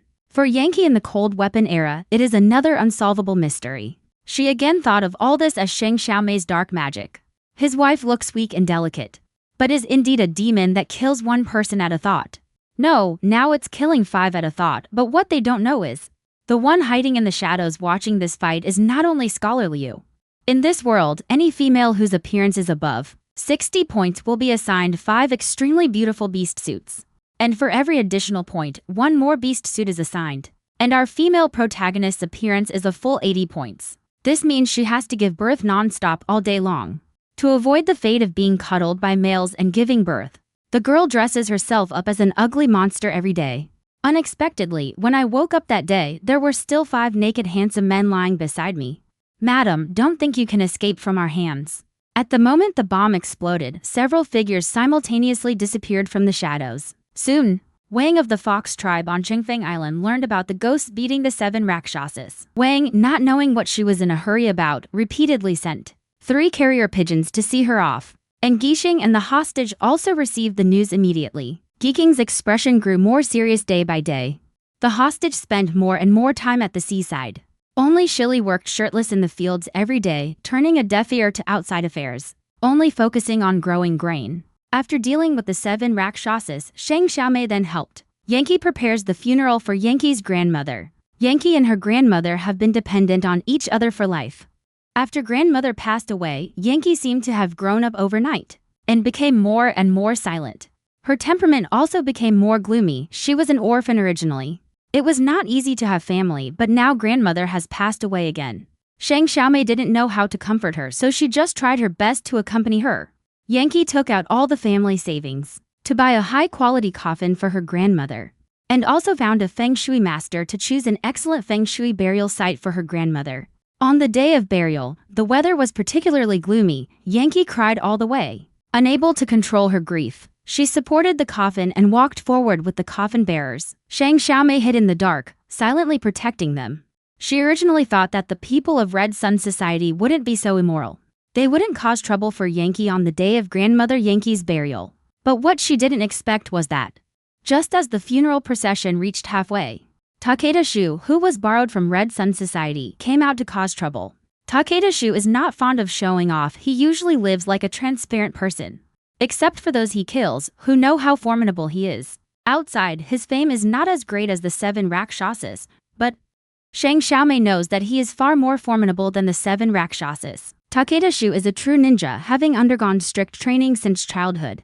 When fighting, even if he encounters an opponent stronger than him, when he uses his ultimate move, the opponent will find it hard to escape death, unless there is a way to counter it. Shang Xiaomei has been preparing for today. Ninjutsu is indeed powerful, but modern technology has long since completely surpassed ninjutsu. Before facing the Red Sun Gang head-on, he had studied all the experts of the Red Sun Gang on how to defeat the enemy. He already had a plan. When Takeda Shu raised dust to block the funeral procession, Shang Xiaomei, with tears in his eyes, angrily glanced at the dust spreading ahead. He nodded firmly. "I will bury grandmother and come back immediately. You must hold on, rest assured. I will be fine." Shang Xiaomei's words had just landed when he had already disappeared 10 meters away. Ninjutsu also has the art of teleportation, but that is a technique only the most powerful ninja can use. Shang Xiaomei deliberately teleported in front of Wu Shinzhu to attract his attention. He knows that every ninja desires S-level ninjutsu. Wu Shinzhu is no exception, just as Shang Xiaomei expected. In order to obtain S-level ninjutsu, Wu Shinzhu temporarily put aside the mission given to him by the Red Sun Association and went all out to track Shang Xiaomei. Shang Xiaomei led him around the forest to buy time. Every time he was about to be caught, Shang Xiaomei would teleport to the next location. He did this to temporarily stabilize Wu Shinzhu. To avoid harming the innocent, he wanted to wait until the funeral procession had left before having a direct duel with Wu Shinzhu. And he was worried that Shang Xiaomei would keep everything simple and follow the 8. Tai Guanren quickly buried the grandmother and then left the platform. The official took the reward and left this place of trouble. When he went back to find Shang Xiaomei, it was the time when Wu Tianzhu patiently informed relatives. Wu Tianzhu was cold and silent. Although Shang Xiaomei deliberately showed a flaw each time, he thought that next time if he was a bit faster he could catch Shang Xiaomei. But after such a long time of chasing, he gradually realized that Shang Xiaomei's movement speed was faster than he showed. This continues, he not only won't catch the person, but the mission will also fail. To catch Shang Xiaomei, he must first catch Yankee. Wu Tianzhu had no nonsense. His head emerged from the earth for a moment to observe. After arriving at Yankee's location, immediately used the earth escape technique to quickly rush towards Yankee. The ground in front of Yankee quickly split open. He just lifted his foot to run when his ankle was caught by a hand like iron pliers. Yankee is also a tough guy. He pulled out his enemy's hand, completely ignoring his own safety, and stabbed at that hand with all his might. When Yankee's blade tip cut through his own ankle, that hand disappeared, blood dripping from Yankee's ankle. He silently just lifted his foot to leave, but the other ankle was grabbed again by a hand like iron bones, this time not giving Yankee a chance to react. That hand directly flipped Yankee over. At this time, Shang Xiaomei also couldn't come over to fight. She thought that after Yankee was overturned, the next second Wu Shenzi would use an iron chain to strangle her neck. But what she didn't expect was that Yankee actually did a 360-degree big reversal in the air and landed steadily on the ground. Because Yankee's movements were excessively elegant and handsome, Shang Xiaomei clapped her hands without stinginess and praised, "Not bad, young man." At such a critical moment of life and death, she acted so relaxed. Yankee's tense heart also relaxed. She was not afraid of death anyway if she could die together with Madame Grandma. Yankee came up and didn't give Yankee time to have random thoughts. Shang Xiaomei suddenly pulled Yankee to sit on a strange vehicle. How strange it was, Yankee simply couldn't describe. He had never seen such a strange animal. As long as we walk on the ground, we will inevitably be grabbed by the ankle by Wu Tianxiu, so we ride a motorcycle and see how he can grab us. Trainee Shang Xiaomei quickly moved out a motorcycle from the space. While starting the motorcycle, Shang Xiaomei patiently explained to Yankee. This was the motorcycle that Shang Xiaomei exchanged with a redemption ticket when he first came for the test. For someone like him who is used to various modes of transportation, a modern person walking is impossible to walk. And this time, using the motorcycle to deal with Wu Tianxiu without wasting health points. Shang Xiaomei was still very happy. Yankee imitated Shang Xiaomei's action, spread his legs and sat behind the motorcycle. When he heard the roar of the engine, he was shocked again. He had never heard any animal make such a sound. No animal looks like this, so what is this? Is it the ghost tree riding a motorcycle again? Shang Xiaomei and Yankee were racing through the forest. Takeda Shu, who specializes in grabbing people's ankles from underground, was completely dumbfounded. This forest with soft soil was originally his home turf, but now it's completely reversed. Shang Xiaomei saw where the soil was about to loosen and rode the motorcycle to chase it. No matter how fast Takeda Shu burrows, he can't outrun the motorcycle. Time and again he was caught up by Shang Xiaomei and was run over by the motorcycle wheels again and again.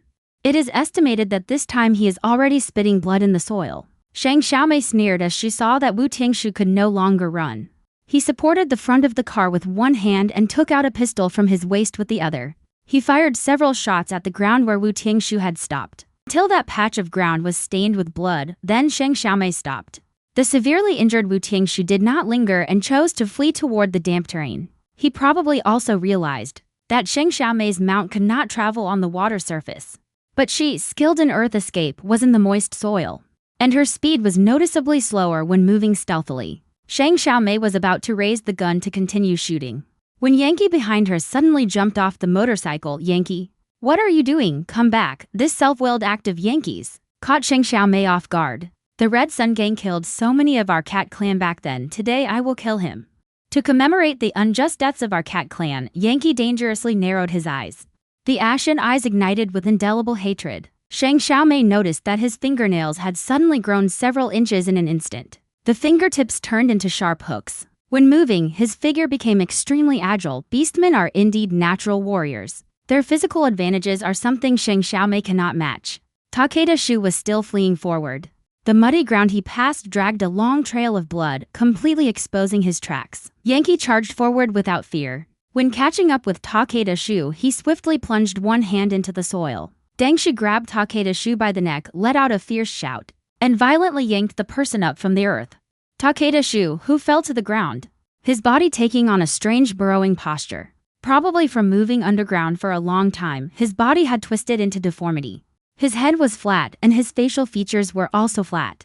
His body looked as if it had been struck by a brick, and his legs were as thin and skinny as a child's. Yet the spine on his back was exceptionally prominent, and the bones were short like those of a vertebrate. This seemed like a monster. Shang Xiaomei disgustedly withdrew her foot. The first time she had seen someone so deformed in appearance, she finally understood what ninjutsu had brought to these people. The torment of being a person of right and wrong and a life of being fooled. These humanoid weapons are the strongest weapons of the Daobo people's invasion of the Wanshu kingdom. As long as these weapons do not disappear, the power of the Daobo people will continue to occupy the Wanshu kingdom. They will also create more humanoid weapons. Only by eliminating those ambitious people will the people of Wanshu kingdom and these pitiful humanoid weapons get a normal life. The moment Shang Xiaomei saw Wu Tianxiu clearly, Yankee dodged and forcefully pierced through Wu Tianxiu's throat with a palm strike. A sound of ice-cold surprise became Wu Tianxiu's last words. At the last moment, his eyes widened and the azure sky fell into his eyes. Hidden underground for a lifetime. I don't know if he ever liked the color of the sky. The eyes of Yankee, who killed someone, became even more tone quality firm. But when he turned back to look at Shang Xiaomei, a smile involuntarily bloomed on his face. Let's go home, Shang Xiaomei waved at him. Yankee trotted over to Shang Xiaomei. On the way back, Shang Xiaomei was already calculating how to deal with the operations of the borrowed city Red Sun Society. Their two trump cards had all been broken in Shang Xiaomei's hands. Next, they would surely act desperately like a cornered dog. Shang Xiaomei took stock of the supplies and weapons in the space, secretly making up his mind. Since things have developed to this point, simply wipe out the Jicheng Hungry Society root and branch, and remove this cancerous tumor from Jicheng. After all, Jicheng is a small border town. The Red Sun Society and other major towns and cities won't come to support them so quickly, even if they want to continue controlling Jicheng in the future. With our own ghostly brothers guarding Jicheng, they wouldn't dare set foot here easily. Thinking of this, Shang Xiaomei put the motorcycle back into the space and walked back briskly with Yankee. Yankee was very interested in the motorcycle and curiously asked Shang Xiaomei what that mount was just now, what animal it was, and whether it needed to eat grass. Shang Xiaomei chuckled and mysteriously told Yankee that it likes to drink oil. Oil. Give it oil and it runs. No oil and it won't run. What kind of oil? Can I keep one? Indeed, men all like cars. Yankee, a man who is obedient, had never seen a car before. He only saw a motorcycle once and became completely infatuated. Shang Xiaomei recalls that when she showed her true face to him, she didn't see him so interested. Truly, people are worse than cars, can't keep him. This thing is hard to control. If you don't control it well, you might flip the car. Shang Xiaomei thinks that now she can't give him these things. Wait until later he truly loves her, recovers his health bar for her. Then giving the motorcycle as a bride price to him, she won't lose out. I'm not afraid of flipping, madam, raise one for me. Yankee shows a pitiful expression, looking at Shang Xiaomei and pleading softly. Shang Xiaomei couldn't handle it. This younger brother is too foul. How can you act spoiled with your elder sister? He is not an animal, doesn't need raising. When the time is right, I'll give you one. Yankee persistently asked, when is the time right? Shang Xiaomei suddenly turned around. Her pitch black eyes stared fixedly at him. She extended a finger pointing at the position of his heart and said in a seductive tone, when you fall in love with my younger brother. Yankee instantly blushed bright red. Never asked again. On the way back, Shang Xiaomei kept thinking about the matter of borrowing the city's Red Sun Society. These people have no regard for the law. They are just bandits living in the city. Now that it has come to this, I wonder what despicable means they will come up with to make things difficult for them. People who have never done evil find it very difficult to fathom the mindset of evildoers. Even if Shang Xiaomei had carefully studied the internal members of the Red Sun Gang, she could not imagine how bad they could be. The fact that Red Sun societies to ace killers have been lost does not mean they will just stop. And stop making trouble for Yankee, that bunch accustomed to bullying the weak. The evil in their bones cannot be changed. When Yankee and Shang Xiaomei fought back, an unbelievable scene occurred. A group of petty villains from the Red Sun Society actually came with all the subway thugs following them demolished Yankee's house because they were numerous. There were over 100 people in total, and Shang Xiaomei and the others had only been gone for half a day. These people relied on their numerical superiority to demolish Yankee's house into a pile of ruins. When they returned, Yankee's house was left with only rubble and stones from the walls. Everything Yankee owned was completely gone. Those who demolished the house had long since vanished without a trace. They had only been gone for half a day. And the house was gone. Yankee couldn't accept the reality before him. Grandma had just passed away and now the house was demolished. Where is my house? Who did it? Who exactly did it? Yankee was so angry his eyes seemed to split, his chest heaving violently up and down. These people are too much. How can they bully others like this? They couldn't take his house, so they tore down his home.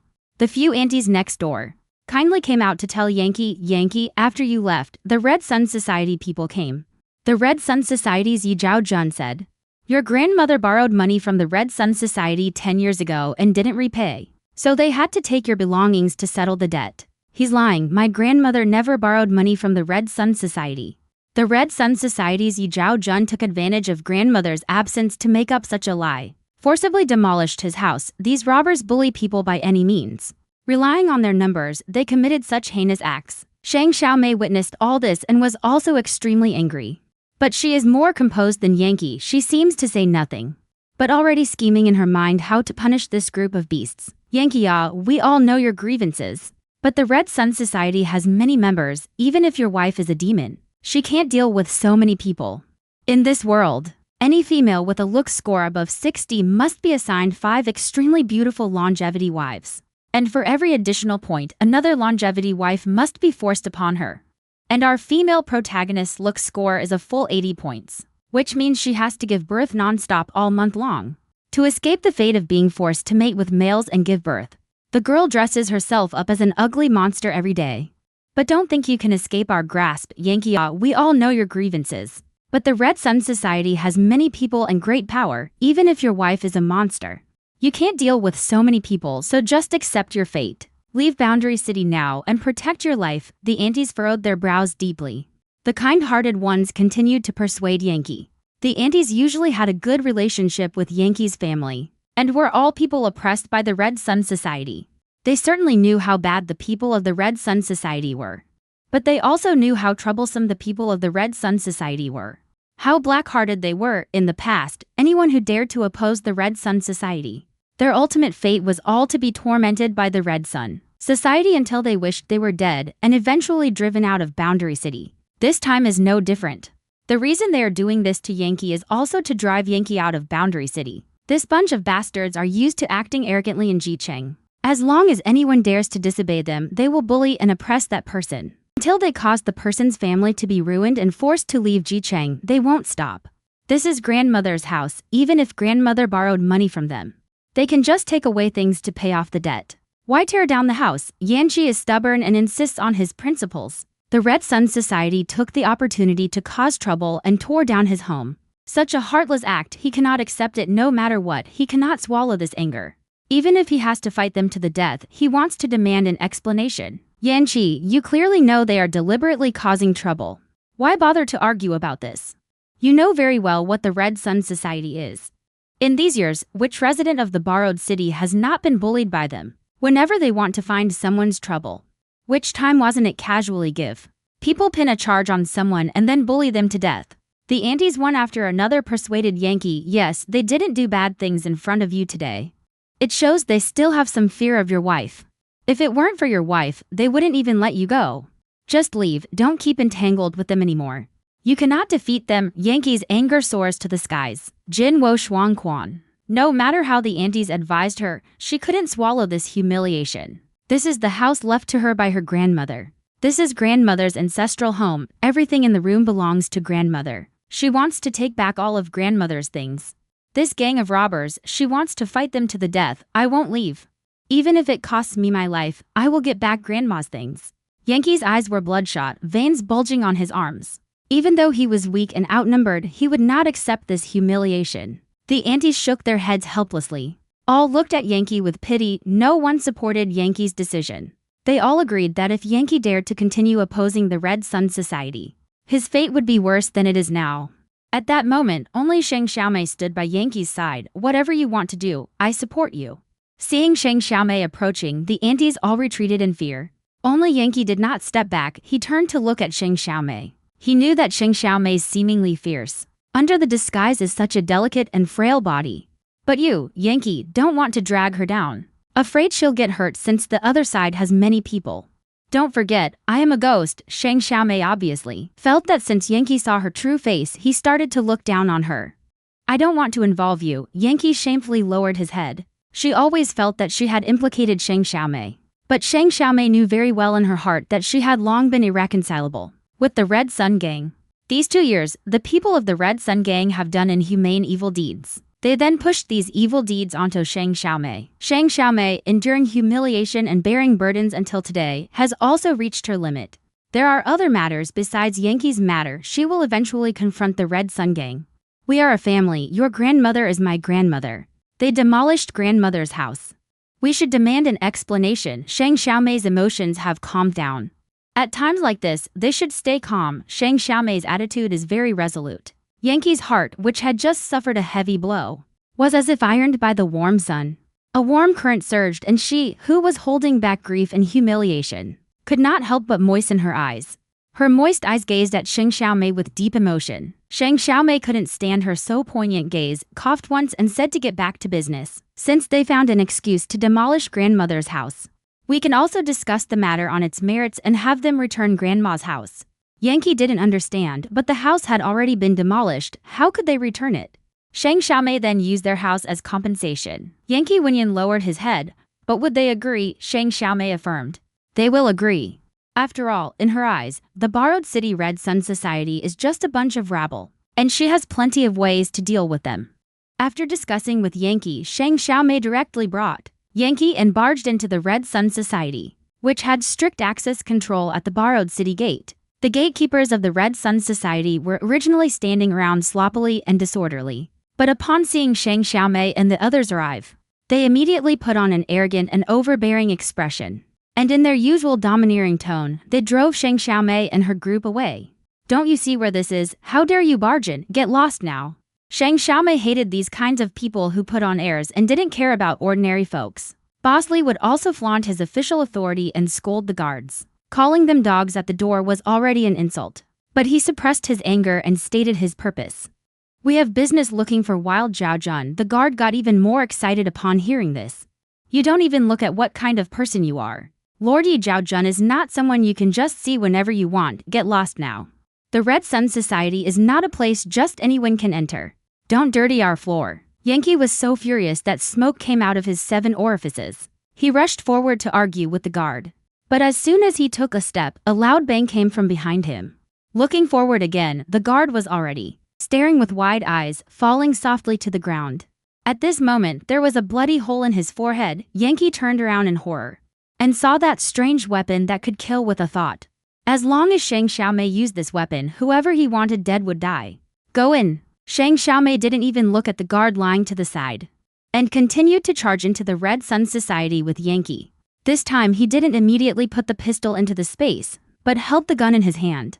Yankee's gaze was unconsciously attracted to the weapon in Sheng Xiaomei's hand. Such a small thing is even smaller than the smallest crossbow. It's not even as big as an ordinary dagger. How could it have such great power? What is this terrifying weapon? With one guard dead, all the others became obedient. Along the way, no one dared to stop them anymore. Sheng Xiaomei took Yankee and directly barged into the Red Sun Society of Borrowed City meeting hall unexpectedly. All the members of the Red Sun Society were crammed into the meeting hall this time. It seems they too are afraid, knowing that ghosts and monsters are not to be trifled with. Having done bad deeds, they all squeeze into the meeting hall to huddle together against the enemy. Seeing Sheng Xiaomei bring Yankee in, the timid ones were so scared they couldn't even stay seated. Quietly squeezing towards the corner, Pockmarked Li and Scholar Liu were also among them. Pockmarked Li and his several underlings have experienced the power of the pistol and their leg injuries have not healed yet. When they saw Sheng Xiaomei, they stopped and in fear, they fell to the ground together with their stools. Get up, disgraceful thing. Yi Zhao and Li Sheng finished scolding Big Pockmark, then they turned to Sheng Xiaomei, their tone becoming calmer, forcing fake smiles on their faces. They asked Sheng Xiaomei what matter the ghosts and monsters were about. Liu Shukai still hadn't given up, and actually boldly stood beside Yi Zhao to offer him advice. Sheng Xiaomei first glanced coldly at Liu Shukai, scaring Liu Shukai into a cold sweat, then he looked at Yi Zhao and said in a calm tone, I heard my grandmother borrowed money from the Red Sun Society. Before he finished speaking,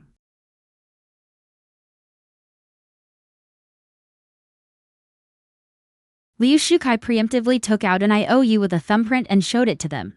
Here is the IOU, don't even think about denying it.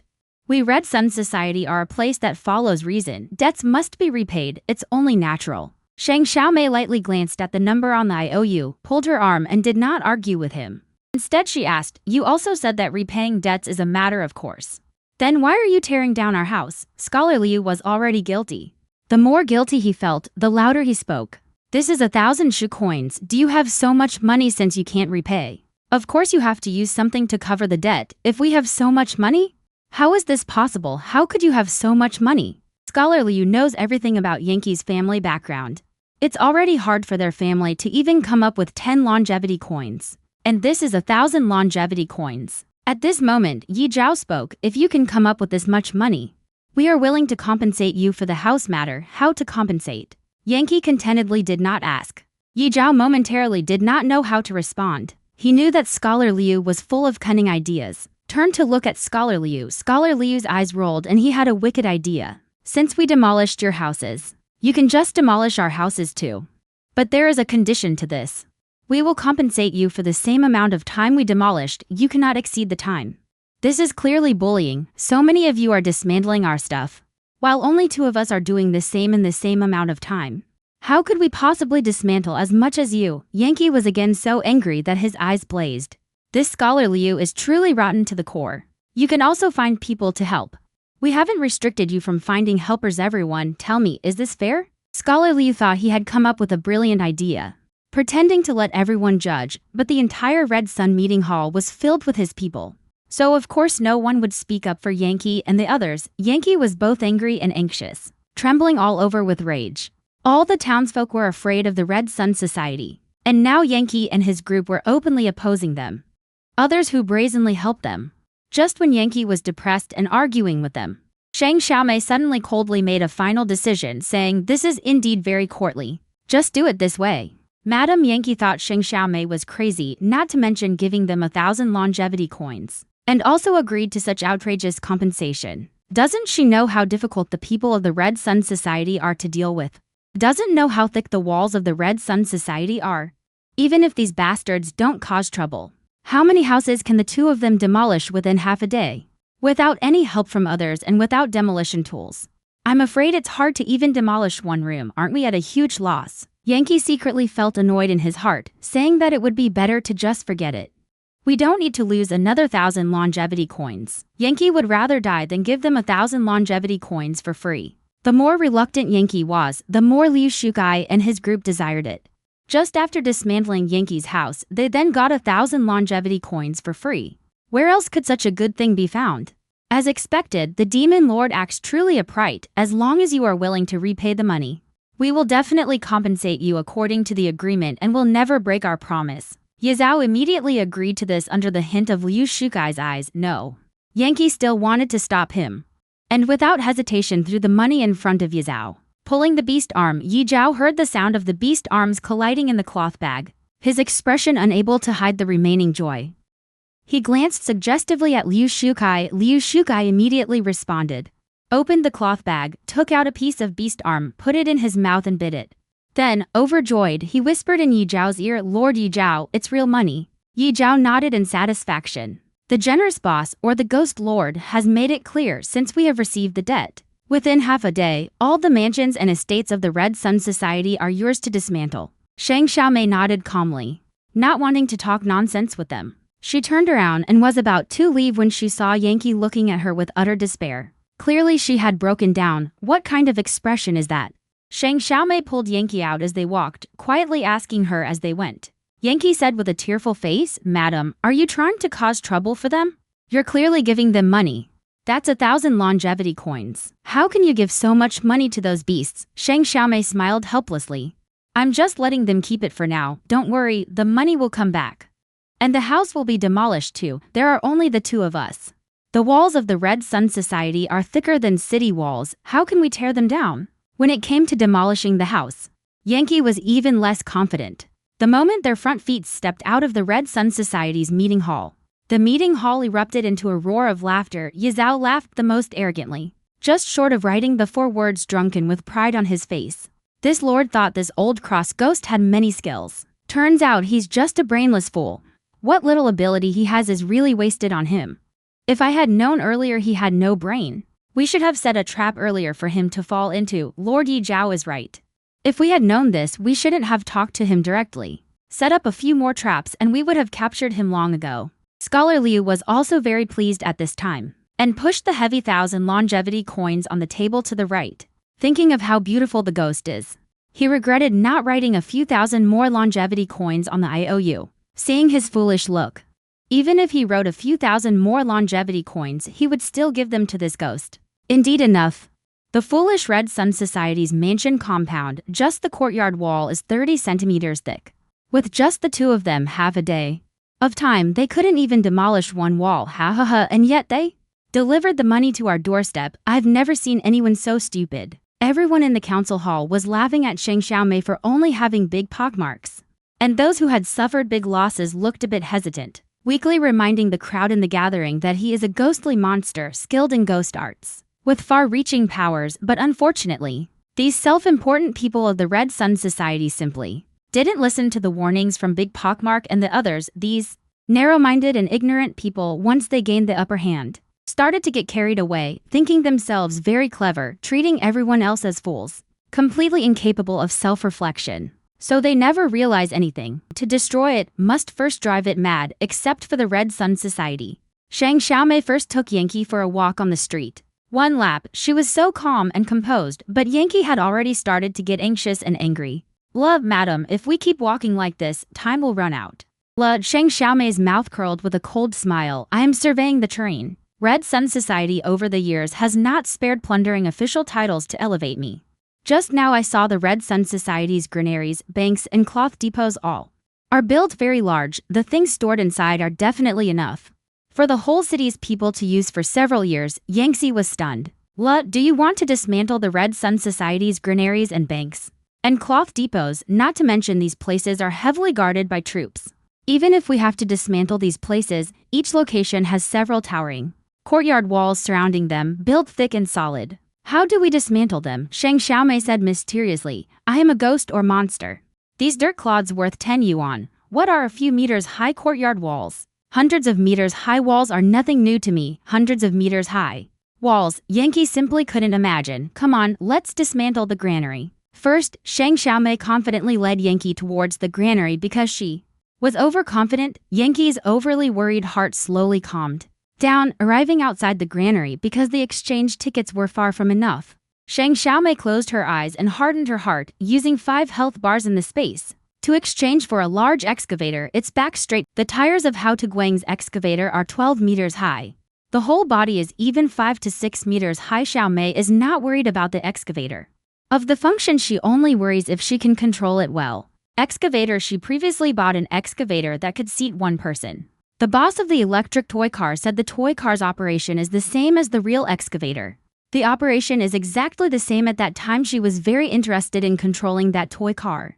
Very interested, nothing to do, she would sit in the car in her own backyard, digging dirt. Now he with a fluke mentality controls according to the method of controlling the toy car to control the excavator. Unexpectedly, the excavator was actually he like using his arm and finger started it. The deafening roar scared so that the citizens of the whole street all ran out. Adults, children, and elderly are as shocked as if they've seen a ghost, and scared, not daring to approach the excavator even half a step, only daring to spy from afar.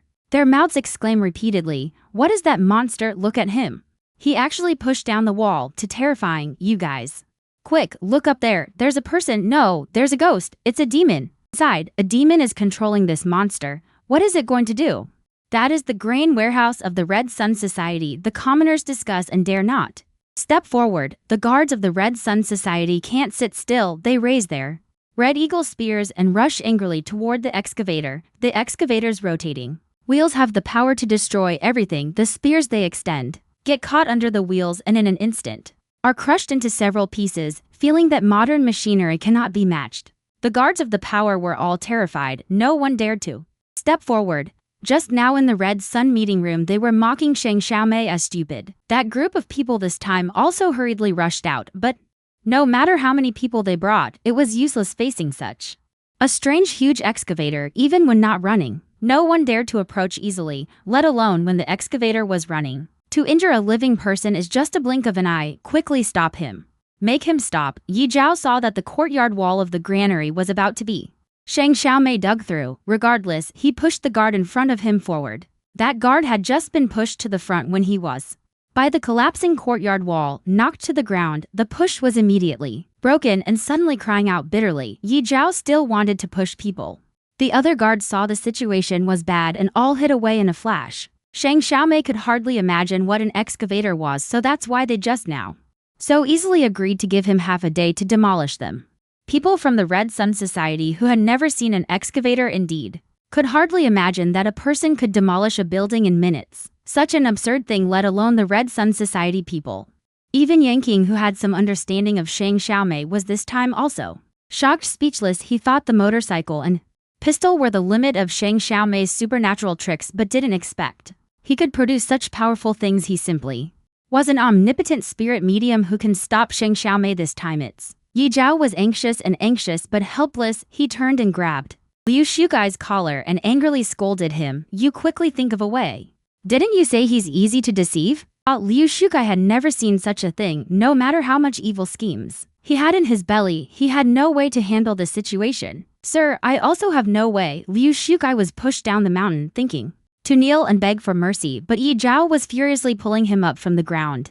Just as slaps were thrown onto his face. Granary cannot be saved. In Yi Zhao's words, Shang Xiaomei dug through the last wall of the Hungry Association granary along with the soil and rocks. Collapsed down, the golden rice also tilted and poured down. The villagers standing in the distance watching saw so much. Their eyes went straight at the food. Mom and Dad, you quickly look so much. A child is shouting loudly about the food there are decades not eaten. Old people who have eaten full meals are murmuring the food is all. So much food. Yi Zhao, to recover losses, loudly ordered his subordinates. Stop the city residents, forbid them from rushing to grab the food, but seeing this much food, who still has reason? Usually the city residents are by the Red Sun Society. Oppressed and accustomed. Now Kiluo Chai's dead are dead. Strength is on par with the famous ones. Usually everyone, in order to seek peace, no one is willing to actively provoke them. Now in order to grab the food, everyone has gone mad, swarming up like a nest of bees. Several people surround and beat a person from the Red Sun Society. After beating the person down, they continue forward to grab the food. In front of survival, people's potential and courage will be stimulated. Those who usually swallow their pride and suffer in silence all day now all transform into brave warriors, whether old or young. Each one rushes forward fearlessly. Such a situation pleased Shang Xiaomei. He hollowed out all the walls of the granary facing the street to make it convenient for everyone to transport grain, then drove an excavator imposingly towards the Red Sun Society's bank. This time, no matter how much Yi Zhao wanted to stop Shang Xiaomei, he also returned without success. The bank, like the granary, was quickly dug through. The people of G City live from hand to mouth every day. Yet the money in the Red Sun Society's bank is piled up like a small mountain. These money are all the money they extorted from the people. It should be returned to the people. The Chengmings once again contributed to the Red Sun Society's bank. Next is the cloth shop. Winter is coming soon. Many people in G City don't even have a single thin garment. But the Red Sun Society has hoarded several warehouses of fabric. Shang Xiaomei dug through the cloth shop. The people swarmed in, as happy as if they had reached paradise. People from every household came out to grab grain, coins, and cloth. They carried trip after trip but still couldn't empty the Red Sun Society's coins and supplies that they had extorted and hoarded over the years.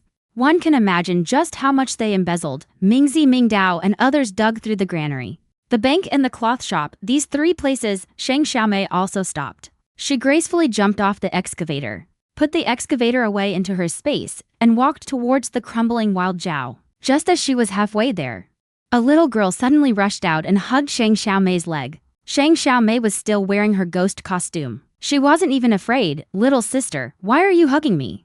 The little girl laughed with her eyes curved. My mother says that the Ghost Lord is a deity sent from heaven to save us. Is that true? Aren't you afraid of me? Shang Xiaomei patted the little girl's head, intentionally opening her big mouth to ask, not afraid. The little girl was amused by Shang Xiaomei until she straightened up. Shang Xiaomei felt that the dignity of her ghost was ignored again. She couldn't leave.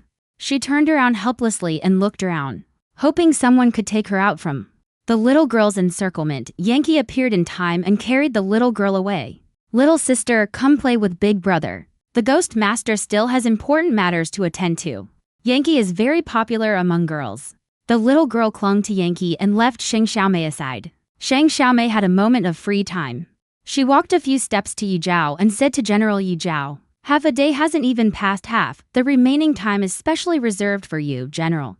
Yi Zhao was so angry that his whole body was shaking. But there was nothing he could do to Shang Xiaomei. What is left for this general to do? This army does not need. Going to Xiaomei is naturally left for the adults to have a good cry. You were also so angry that you almost passed out. Holding his chest, he coughed violently, unexpectedly coughing up blood. Shang Xiaomei, feigning concern, said, Sir, what is wrong with you? Don't be angry, health is important. Shang Xiaomei successfully triggered a city-wide riot in Jicheng. The citizens of Jicheng, who had been oppressed by the Red Sun Society for decades, all stood up today to openly oppose the Red Sun Society. The Red Sun Society of Jicheng lost the experts who could effectively suppress the people.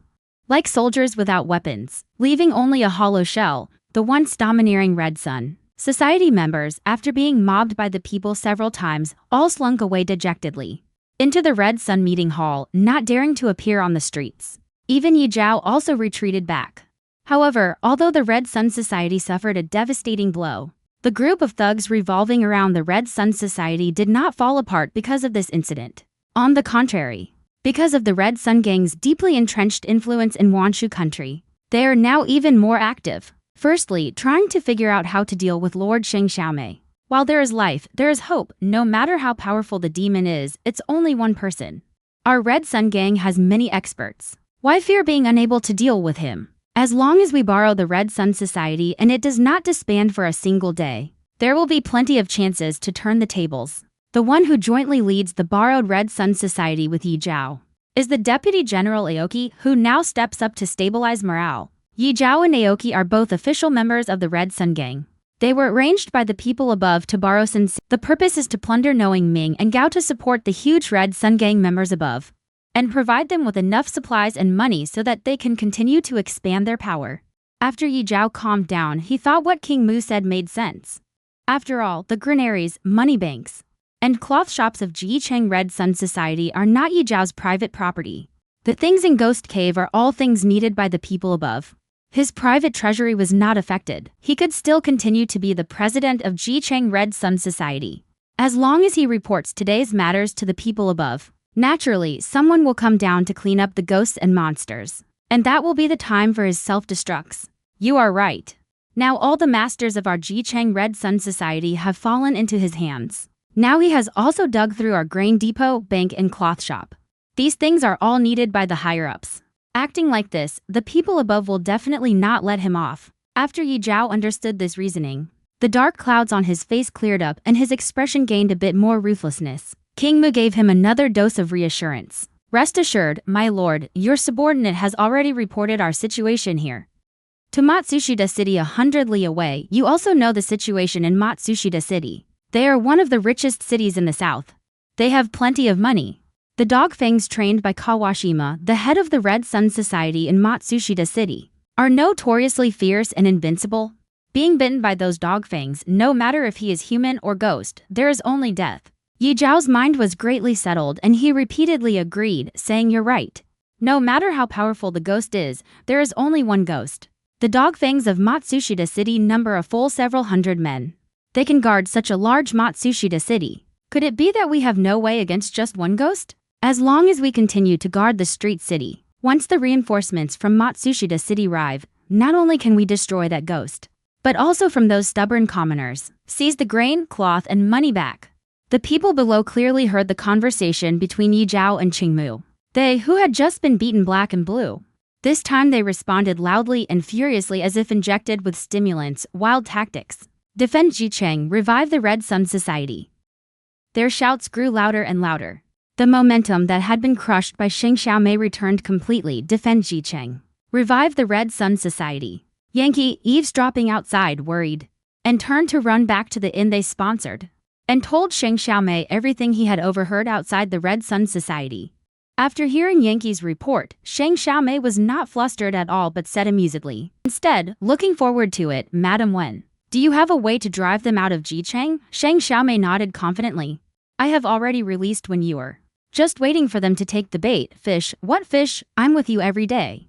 How come I haven't seen you put out any fish? Yankee was utterly perplexed. She went over everything she had seen and heard in these past few days, but still couldn't figure out when Sheng Xiaomei had set the trap for the Red Sun Society. Sheng Xiaomei didn't intend to hide it from her.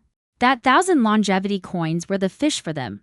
Just waiting for them to take the bait. 1,000 longevity coins, Yankee murmured softly. How much it pained her to give that money back then. How strange it is now that these 1,000 longevity coins have become fish. What exactly did the madam do? Yankee wanted to ask clearly. But Sheng Xiaomei was in no mood to talk about this anymore. Although she didn't suffer serious injuries during the fight these past 2 days, bumps and bruises were unavoidable. Especially her left ankle, which got sprained at some point. Now it hurts to walk. Outside, she had been enduring the pain, But now she can't bear it anymore. My ankle hurts so much. Quick, help me see if it's swollen. Shang Xiaomei carefully took off the ghost costume, revealing her delicate body. Frowning and whimpering, she hopped on one foot to the bedside, seeking Yankee's help. As soon as she showed her true face, Yankee once again became afraid to look at her. Even now, she still can't understand how that so delicate and fragile Xiao Qixing dared to oppose the Red Sun Society. Now she is like this. So delicate and soft. Without any strength, any random orc outside could carry her away.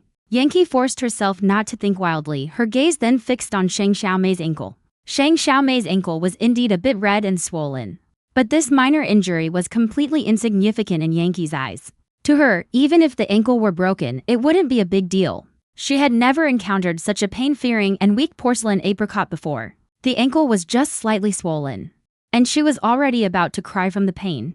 If this were in the past, encountering such a cowardly person, Yankee would only sneer and curse. Her hands patted not thinly, cherishingly holding up Shang Xiaomei's fair and tender jade foot, cooperating and saying, indeed swollen. It hurts so much, what should I do now? Shang Xiaomei's brows furrowed even tighter. Her clear eyes actually had traces of moisture. Yankee's heart suddenly skipped a beat. At the same time, a strange thought popped up in her heart. She wanted to keep Shang Xiaomei and Ji Cheng forever. Never return to the ghost realm. She didn't want the other men to see Shang Xiaomei's delicate and tender side. Let me rub it for you. Yankee's eyes darkened, her words said seriously. But her heart was racing wildly, her nervous breathing had changed tone. In all her life, she had never had skin contact with a woman. Just now when she held Shang Xiaomei's foot she even specially patted it with cloth. But now she dared. So much so that he wanted to take the opportunity of massaging Shang Xiaomei's ankle, to touch her skin. Although a strong sense of morality had always restrained her, she repeatedly convinced herself in her heart that she is my wife. I have already married into the ghost realm. That means I belong to her, my wife, so naturally I can touch her. Shang Xiaomei obviously did not have as many scruples as she did. People from two different worlds have a significantly different sense of the boundaries that should be maintained between men and women. Shang Xiaomei had been accustomed since childhood to receiving care within reasonable limits, especially when injured or ill. And treatment and care from a healer of the opposite sex was a very necessary thing. She certainly would not think that Yankee squeezed for the child. What's wrong with rubbing the ankle? Please help me rub it. Although Shang Xiaomei is very afraid of pain, in order to recover from the sprain faster, she mustered up the courage and stretched her foot in front of Yankee. Yankee hesitated for a few seconds before gently holding Shang Xiaomei's ankle. This time she did not pad her palm with cloth, because she kept her head down. Shang Xiaomei did not notice the jade suddenly climbing onto her cheeks, nor did she notice that Yankee at this moment was almost leaning towards you gently. Yankee thought she had been careful enough. But Shang Xiaomei still exaggeratedly yelled out in pain. And from her slightly trembling body, it could be seen that she really felt pain. So delicate, can't even endure a little pain for Yankee. Those who constantly cry, complain of pain, and complain of tiredness are the most useless people. And being afraid of pain is the most shameful thing. But when these things happen to Shang Xiaomei, she doesn't dislike it at all. Instead, she thinks that such a charming and graceful lady like her should be afraid of pain. Her skin is so delicate. Now it's injured, not to mention she will feel pain. Yankee also feels terribly distressed. Next time be careful, don't get hurt again. Yankee's hand movements become even lighter, lifts her head and earnestly instructs Shang Xiaomei. Shang Xiaomei's voice trembling as she says, I don't even know when I got hurt. It seems that when I jumped off the excavator was too high. If I had known, I wouldn't have pretended. Yankee doesn't understand what pretending means. But she is very clear about the height of the excavator. Next time, don't jump down by yourself. I can hold you down, okay? Shang Xiaomei was a bit stunned. This younger brother was still extremely innocent 2 days ago. How come he learned to flirt this time? Growing up so fast? Yankee's face flushed red, avoiding Shang Xiaomei's gaze, and buried her head deeply. The one who actively flirted with Shang Xiaomei was her. And the one who was shy was also her. I just don't want to see you get hurt again, Shang Xiaomei, right? Then thank you. While chatting, Yankee helped Shang Xiaomei, rubbed her ankle until it became more flexible. After the initial pain passed, it didn't hurt as much as she continued rubbing. When it was almost done, Yankee then applied some sprain medicine to Shang Xiaomei's ankle. If such a minor injury happened to her, she wouldn't care at all, let alone apply medicine. For these skinny people like them, medicine is more precious than anything. She usually couldn't bear to use it. But using it on Shang Xiaomei, she didn't feel any stinginess at all. Over the next 2 days, Shang Xiaomei, with her injured ankle, refused to get out of bed unless necessary. As soon as she put her foot on the ground, she would cry out in pain. It took 2 days for the swelling to gradually subside. This is also an incredible thing for Yankee. After they are injured, the recovery speed of their bodies is very fast. After the broken bones are set, they can fully heal in 3 to 5 days. No one cares about flesh wounds at all. Within a day or 2, they will definitely recover as before. One's own ghost wife has a swollen foot for several days and cannot get out of bed to walk. So fragile and delicate, there is no trace of a ghost's proper appearance. Clearly, she is just a soft, weak, and pitiful little rabbit. Yankee again had a strange thought in her heart. She doesn't want others to discover that her ghost wife is a soft little rabbit. She wants to keep this secret alone. While everyone else fears her ghostly monsters, he wants to quietly take care of her alone. Yankee, I want to drink water and lie down. After waking up, Shang Xiaomei, who is in bed, starts looking for Yankee to take medicine and drink. She still doesn't know that she is lying in a hospital bed. Over these 2 days, what kind of impact it has had on the innocent younger brother? She just feels that this younger brother Yankee is very good, obedient and sensible. And he knows how to take care of a patient. Yankee has been keeping the water warm on the stove. As soon as Shang Xiaomei's voice fell, she handed the cup of warm water to Shang Xiaomei's lips. Drink it, it's not hot. Yankee's gaze is gentle, her voice even gentler, carrying a slight hoarseness, and there is a clear and pleasant texture unique to youth, stirring every nerve of Shang Xiaomei. Shang Xiaomei became even thirstier for no reason. She thought she didn't seem to be deliberately putting on a voice, but she was somewhat unsure. How had she not noticed before that her voice was actually so nice when she spoke? Could it be that she was having lustful thoughts? Yankee saw that she was looking at her without any intention to drink water, and obediently pushed the cup forward a little. Drink quickly. I tried it, it's really not hot. Her voice was as pleasant as before. Shang Xiaomei no longer hesitated and responded with a "Duh." Opening her mouth, she held the rim of the cup. Her lips were originally somewhat dry. When they touched the water in the cup, her lips, the moistened one, immediately becomes hydrated, looking like freshly washed cherries. Extremely tempting. Yankee's gaze trembled violently as if electrocuted. The next moment he withdrew his gaze. It's not necessary to let him. Only after putting on the ghost costume can he be let out to see what's going on outside. Did the Red Sun Society cause any trouble? Shang Xiaomei thought her foot was almost healed and it should be half confirmed. Yankee, the city has been in turmoil these 2 days. The common people, upon seeing members of the Red Sun Society, shout and beat them like rats. They are very well behaved and not causing any trouble. Shang Xiaomei nodded in satisfaction. That's good. They shouldn't be able to hold on for much longer. Hold on to what? Yankee asked in confusion. Shang Xiaomei insisted on staying in Jicheng. Now Jicheng is hell for the people of the Red Sun Society. Surely some of them can't stay any longer. Yankee vaguely seemed to understand something. Madam, are you saying that the Red Sun Society people will escape from Jicheng? Isn't this just like when they forced away the others? Yankee got more and more pleased as she spoke, because she admired Shang Xiaomei too much. Her eyes were sparkling and especially focused when she looked at her. But when Shang Xiaomei looked at her, she immediately withdrew her gaze, not daring to meet Shang Xiaomei's eyes. Only when she wasn't paying attention would she gaze at her fervently. It seems like no matter how much I look, it's never enough. In the blink of an eye, longing surges into my heart. The whole city is in chaos. Like Liu Shikai and Dama Zi, those local ruffians who used to bully the people relying on the power of the Red Sun Society. Now they will definitely be chased and beaten by the people of the whole city. Their days are the hardest. Shang Xiaomei analyzed the situation very clearly. Yankee also understood immediately. If they cannot establish a foothold in G City, they will choose to leave G City target. People like them certainly will not come empty-handed. Look, Yuer is about to take the bait. Shang Xiaomei looked down at her own feet. The recovery was good. It seems that this final strike is also timely. Half a day later, exactly as Shang Xiaomei had predicted, something really happened over at the Red Sun Society, originally planned to conserve strength and not to clash head-on with Shang Xiaomei, to defend G City and the Red Sun Society, etc. Yi Zhao, who came as reinforcement from Pine City, suddenly lost his mind. Burning with rage, he led all his men to attack the door. You evil ghost! I'll fight you to the death. Originally the warning of cherishing life, the soldiers were hiding behind. Yi Zhao's temperament changed greatly. As soon as he saw Shang Xiaomei, he wanted to fight her to the death. She waved a silver-white curved blade in her hand. The curved blade was hard in texture, its edge as thin as a cicada's wing, and when wielded, it was like a crane standing with a sharp laugh. The murderous aura sent chills down one's spine. Yankee, afraid that Yi Zhao would hurt Shang Xiaomei, as the blade approached, like protecting someone without the ability to fight back.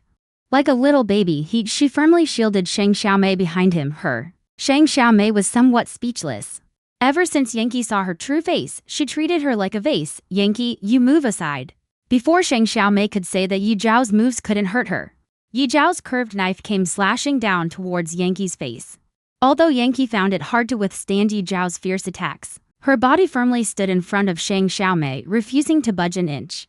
When Yi Zhao's attacks became increasingly stronger, she actually did something straight out of a TV drama, foolishly catching the blade with her bare hands, her bare hand gripping the wild attacker's curved knife. In an instant, bright red blood gushed down along the blade like a rain of blood. Drip drop, the floor was all blood. Shang Xiaomei was stunned speechless. She dared not think. Shang Xiaomei felt the pain just watching, let alone Yankee. But Yankee did not listen to Shang Xiaomei's words. Instead, she gripped the wild attacker's curved knife even tighter. While the wild attacker struggled to pull the knife out, she kicked the wild attacker flying away and forcefully snatched the curved knife from him. Such a tragic and heroic scene. Shang Xiaomei had only seen it in movies before, but this time she was so shocked that she couldn't speak. This is the thin murderous man. This is too brave and fearless. Nini, are you okay? How is your hand? Shang Xiaomei saw Yankee turn the curved knife. Holding the knife handle in her hand, she didn't even cry out in pain, still standing steadfastly in front of herself, protecting herself. She couldn't help but lean out and ask her with concern. Yankee turned his head and looked at her with doting, softly comforting her. It's okay, the bones aren't broken. Shang Xiaomei wanted to say something but stopped. Blood kept dripping drop by drop from her hand. It really doesn't look like nothing's wrong, you murderous demon who kills without blinking. I will kill you. To avenge my son, Yi Zhao, whose emotions were sorrowful and out of control, just got up from the ground and started screaming hysterically in the direction of Shang Xiaomei. Shang Xiaomei expected that things would be worse than she had anticipated. Just as Yankee was about to step forward again to fight Yi Zhao to the death, Shang Xiaomei, killing me now is fine, but I'm afraid you killed the wrong person. Your son will die with his eyes open. Shang Xiaomei's powerful move hit the mark exactly, and the uncontrolled Yi Zhao instantly froze. It took her a while to understand what Shang Xiaomei meant. Killed the wrong person. How could I have killed the wrong person? Other than you, who else would kill my son? Who else has such great ability to sneak into my private treasury and kill my son? Yi Zhao's screams grew hoarser with each cry. She had just lost her child and was so grief-stricken she could not contain herself. Her gaze at Xiaomei was as fierce as a debt-collecting vengeful ghost. Shang Xiaomei saw that she had regained a bit of rationality, so she quickly seized this opportunity to question Yi Zhao. Why do you so naturally assume it was I who killed your son? Just because your private treasury was robbed? Otherwise, besides you, who else could silently and soundlessly infiltrate my private vault, steal the money from my private vault, and heartlessly kill my son? Yi Zhao still firmly believes to this day that these things were done by Shang Xiaomei. And the attendant behind him at this moment also angrily accused Shang Xiaomei. It was you who killed the young master, you vicious demon. Shang Xiaomei noticed Yi Zhao's deliberate. The attendants who steered the topic towards themselves, most of them gathered around Liu Shukai. But Yi Zhao's strategist Liu Shukai's expression this time was very strange. He seemed very nervous, yet his eyes revealed a resoluteness never seen before. It seemed he had made up his mind to frame the matter. Liu Shukai suddenly pushed Pockmarked out. Pockmark's leg that was pierced by a bullet a few days ago now had almost recovered, but because of excessive nervousness and guilt, when he walked, his steps were still staggeringly unsteady. I saw a ghost sneak into Lord Yi Zhao's private treasury in the middle of the night, stole the Lord's money and killed someone. Yes, I also saw. It was all done by ghosts, we all saw it too. He killed the young master. More and more servants stepped forward to identify Shang Xiaomei, and even one servant found on the spot from Shang Xiaomei's room the 1,000 longevity coins that Shang Xiaomei had given Yi Zhao. Your Excellency, look, he stole back the money he gave you. This money was all found by me from under his bed. Yi Zhao grabbed the money bag. After confirming that these were the 1,000 longevity coins that Shang Xiaomei had given him, Yi Zhao confronted Shang Xiaomei again. Caught red-handed, vile demon, you have the nerve to do it but not to admit it? It is said that it's hard to argue against many witnesses in ancient times without any surveillance equipment. A baseless accusation is the most powerful evidence. How many grievances that cannot be appealed are due to deliberate framing? But today they have provoked the wrong person, Shang Xiaomei. Not seeing any panic, seeing her calm in the face of danger, Yankee also no longer panicked. She observed the situation while wrapping the wound on her hand with a cloth strip, quietly guarding by Shang Xiaomei's side. You rely on having a mouth to falsely accuse me. But don't forget, I am a ghost monster. Shang Xiaomei's mysterious words actually stunned everyone including Yi Zhao and others. What do you mean, Yi Zhao? He asked Shang Xiaomei. It could be seen that his patience was almost exhausted. Wearing a ghost costume, Shang Xiaomei deliberately let out a gloomy chuckle. Chen Shang said, "It's not just you who can talk about whether I stole money or not. Whether I killed or not, you don't get to decide. Money decides. How can money talk? What kind of joke are you making?" Liu Shukai finally couldn't hold it anymore. Taking the lead to question Shang Xiaomei didn't want to deal with him. Directly turned to Yi Zhao and asked, "Don't you want to find out who actually killed your son?" Yi Zhao's eyes were bloodshot, having endured to the extreme. "What exactly do you want to do?" Shang Xiaomei stopped beating around the bush. "My money can talk. They will naturally tell you who entered your private treasury and killed your son. Money. Money can talk. How does money talk? Such absurdity is unheard of, sir. Don't be fooled by him." Scholar Liu perhaps sensed something amiss. He stepped forward first to try to stop Shang Xiaomei's next move. But Shang Xiaomei did not give him the chance to stop him with an instant teleport. In the blink of an eye, he took back the money bag from Yi Zhao's hand. Then, in front of everyone, from the money bag, he fished out the animal arm that he had tampered with earlier. In those animal arms, he had placed recording devices beforehand. To be safe, he placed recording devices in a total of 3 animal arms. Because the fake arms were made realistic enough and mixed among 1,000 real arms, it was hard for others to detect the problematic one. Lightly sliding over those counterfeit coins from thousands of beast arms, then automatically jumped into his palm. This scene again scared the onlookers quite a bit. Toward Shang Xiaomei's fear increased a few points. Those coins actually moved? Could those coins really talk? Some people have started to believe Shang Xiaomei's words. Shang Xiaomei did not waste words to continue explaining anything. She wanted to use facts to speak. She took one of the counterfeit coins in her hand and opened the recording device hidden inside the coin. Immediately from the coin came a clear and distinguishable voice. "Now there are ghosts and monsters joining hands. We can't stay here anymore. The only way left for us is robbing Yi Zhaojun's private treasury and taking the money to flee far away." Everyone clearly heard the obvious sound coming from inside. It was Liu Shukai's voice. These sounds frightened the surrounding people. Compared to hearing Liu Shukai's voice, they were even more astonished that the coin could actually talk. Only Yi Zhao was. After hearing Liu Shukai's conspiracy, immediately used a hateful gaze to look at Liu Shukai. "No, this is not me speaking. This is a ghost trick. He is deliberately making trouble." Liu Shukai still refuses to admit that everything was done by him and is still trying to deny it. But the coin's voice is not only exactly the same as his voice, even the tone is also the same. This is not over. The coin continues to speak. "What Liu Shukai said about Ji Cheng hungry will be. The monsters have stirred up trouble in the Forbidden City. It's already in chaos here. There's no place for us to stand. We only have to take the money and leave."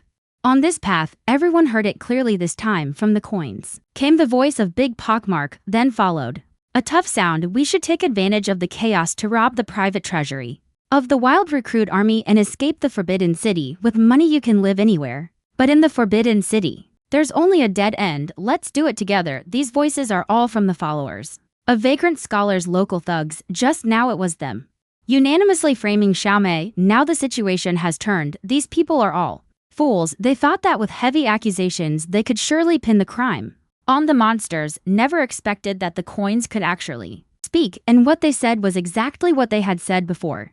In that case, these coins are cursed. Someone started shouting, and before Xiaomei could discern anything, Yi Zhao drew out a dagger and slashed the throat of the one who was shouting wildly, letting him continue.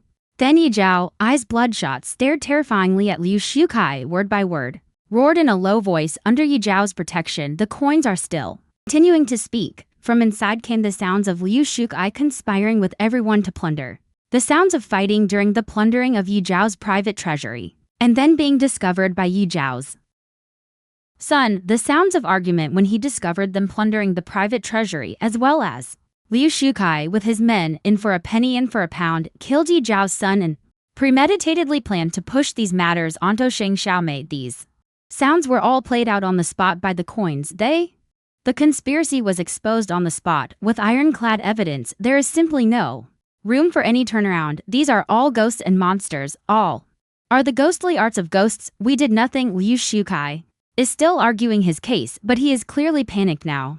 Shang Xiaomei likes to watch evil people in their death throes and then deliver the fatal blow. Listen to the sound of coins. You and the young master were fighting and got injured. If we haven't misheard, Liu Shukai, you are wounded on the left shoulder. Demaizi's head was broken, so did you kill the young master? One look will tell. Yi Zhao also has the same intention. Grab them. Yanqing looks on as the situation is hopeless. Liu Shukai stops pretending, his eyes showing a fierce glare, and on the spot reflects at Yi Zhao. The camp immediately split into two factions. One faction followed Yi Zhao. The other faction followed Liu Shukai. They needed to clarify the truth.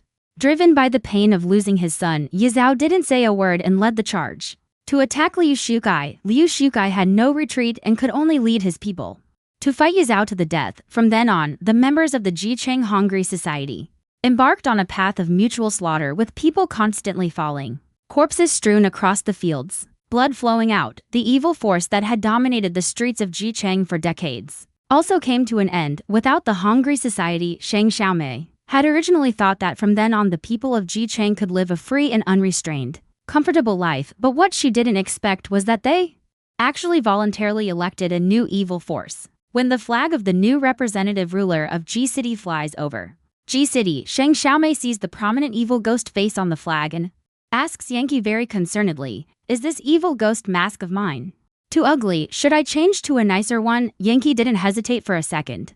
Firmly denied, no.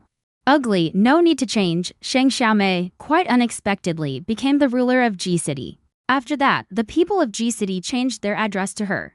From the previous ghost monster to the current ghost monster. Lord, whenever she goes out, she is surrounded by the people. They used to be afraid of her, and as soon as they saw her, they would walk far away. Now they are not afraid of her. Adults, children, and old people, upon seeing her, not only will they actively talk to her, greeting, and also ask some strange questions in front of her.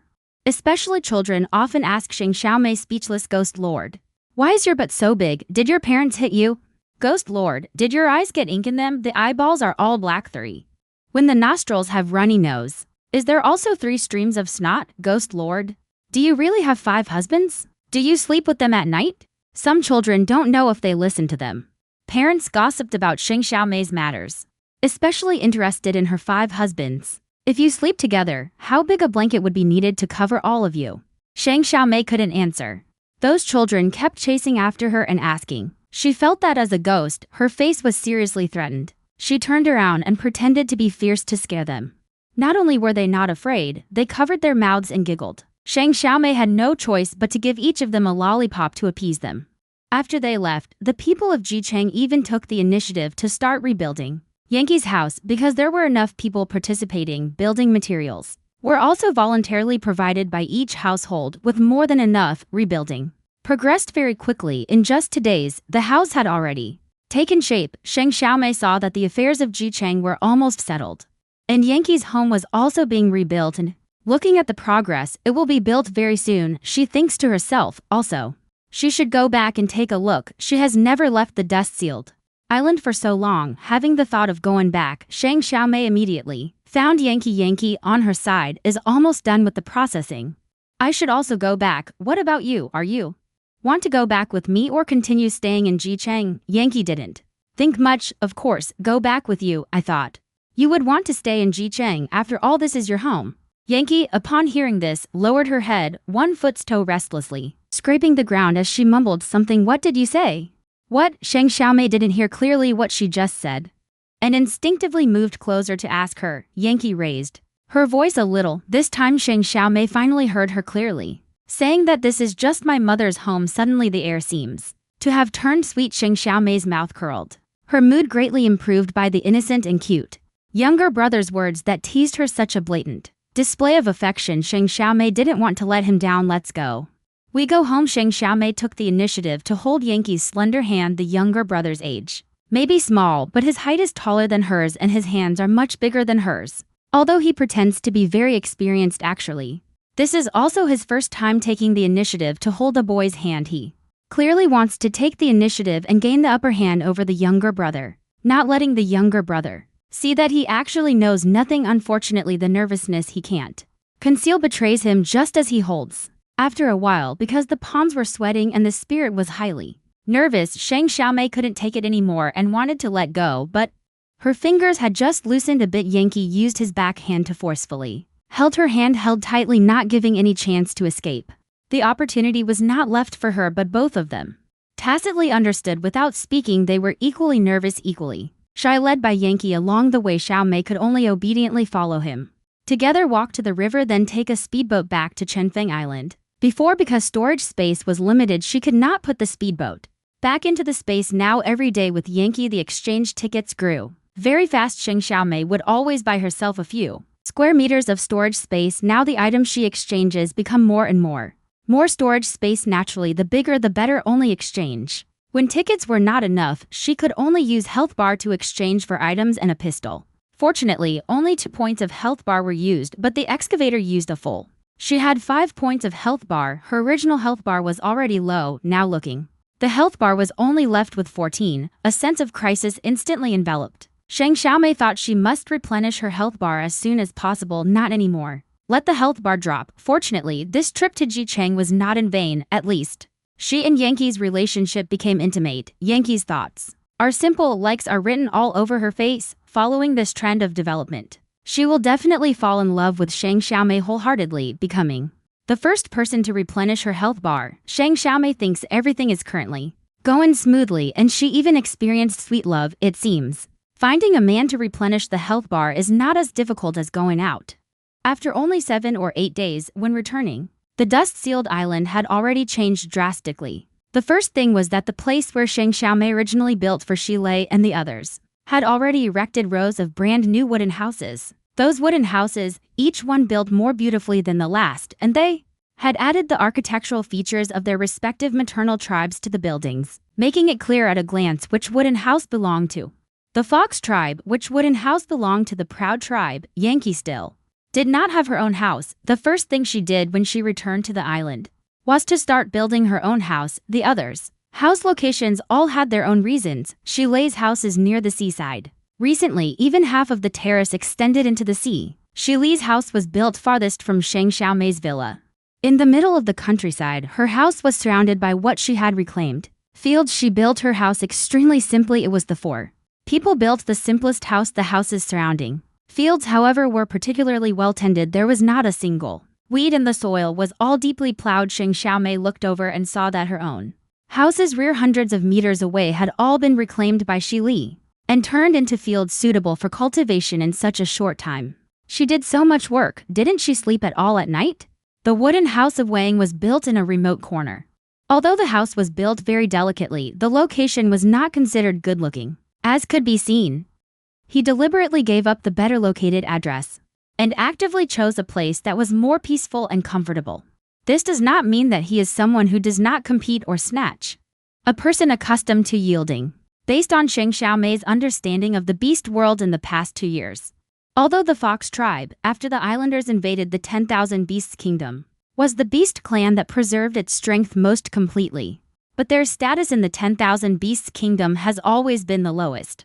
Beast people all respect the strong land. The Fox tribe on land does not have the formidable strength of the Dragon clan or the Wolf clan. In the water domain, the Fox tribe is no match for the delicate human clan, and what makes all the beast clans despise is that the reason the Fox tribe can stand firm and preserve their strength in the chaotic times is because all members of their clan are skilled in charm techniques, relying on selling their looks to curry favor with powerful figures of various clans to stabilize the Fox tribe's influence. Among them, the Wolf clan, known for their fierce reputation and surname Nangsen, is the most disdainful of the Fox tribe, so they look down on Hua Ying the most in terms of strength. Since they arrived at Dust Seal Island these past few days, Shili has never actively spoken a word to Hua Ying, and naturally Hua Ying did not go up to invite trouble either. But the relationships among others were not much better. Gui King is from the Dragon clan. Everyone knows the Dragon clan is powerful and is the king of longevity. The dragon clan has guarded the imperial capital for generations, and the allegiance of longevity is the strongest amphibious being. But the dragon clan also has a major flaw. That is, the dragon clan's bloodline is thin and their offspring are scarce. In recent years, they have even reached the brink of extinction. Such a dragon clan, no matter how powerful, cannot smoothly rule the entire Wanshu kingdom. This is also the reason why they need to rely on the islanders to govern Wanshu kingdom. It's just that at the beginning, the dragon clan's former emperor could still suppress the power of the islanders, making them serve their own purposes. In recent years, the situation has clearly gotten out of control. The islanders' control over Wanshu kingdom has surpassed that of the dragon clan. The dragon clan invited a wolf into the house, causing the current situation where Wanshu is bullied. Because the wolf clan is dissatisfied that the dragon clan and islanders colluded, harming the sovereignty of the beastmen themselves. The wolf tribe's rebellion was once again driven to the bitter cold land like Mobai by the islanders. Therefore the strength also dislikes Guiking. Guiking appears to have the highest status. In fact, none of the several men on the island really take him seriously. The hostages Zhao human race 100 years ago once fought with the dragon race for control of Kangming and also became vassals of the dragon race. But in recent years, seeing the dragon race's strength gradually weakening, the Zhao human race has again set their sights on Kangming because of these reasons. The relationship between the hostage and Guiking is also subtle. They seem to have no grievances but also have little interaction. Until Yankee and Shang Xiaomei returned, they only then, pretending to get along friendly, the log cabins of them were all built after Shang Xiaomei left. Although each had their own considerations for the location, their choices also had a common feature. That is, they were all a certain distance from Shang Xiaomei's villa, not wanting to be too close to Shang Xiaomei. When Yankee came back to build a log cabin, they still thought that Yankee would also choose a piece of land that was far from the ghost to build a log cabin. After all, the ghost was so eerie and scary. Living too close to it would every day increase the risk of being frightened. But what surprised them greatly was that Yankee went out with Shang Xiaomei for a few days. And after returning, it was as if he had become a different person. She not only chose a spot closest to the ghost to build her house, but also circled around the ghost all day, calling her madam left and right. Extremely creepy. As for how close Yankee's chosen residence was to the ghost's house, to put it bluntly, there was almost no distance, like a side room attached to the ghost's house. Others secretly wondered if Yankee had lost her mind. But Yankee was secretly pleased with herself. She was the last one to build a house. She can even build the house so close to the lady. It's really lucky that when Shang Xiaomei is not on the island, the four men need to find food themselves and their survival skills are pretty good. Especially Zizi, with him having seafood every meal is no problem. Wang is very skilled at cooking. Any simple ingredients, once in his hands, can become a delicacy on Earth. Gisheng is a descendant of the dragon clan, capable of ascending to heaven and descending to Earth. Omnipotent, birds and beasts, he can eat whatever he wants. On this resource-rich dust-sealed island, there's no reason to go hungry. Shili is not picky as long as it's not poisonous. Meat, vegetables, raw, cooked, he can stuff them all into his stomach. They quickly adapted to life on the island, with houses that sheltered them from wind and rain, and they could find food on their own. After Shang Xiaomei returned, she suddenly felt as if her home had been invaded by a handsome man. They don't seem like they were forced into his dusty island with no way out. Living off his sympathy every day, barely surviving and looking grateful to him, he suddenly felt a sense of crisis. How come these men all feel dangerous to her except Yankee? The younger brother is better. The younger brother is obedient, smooth, gentle, honest, and easy to handle.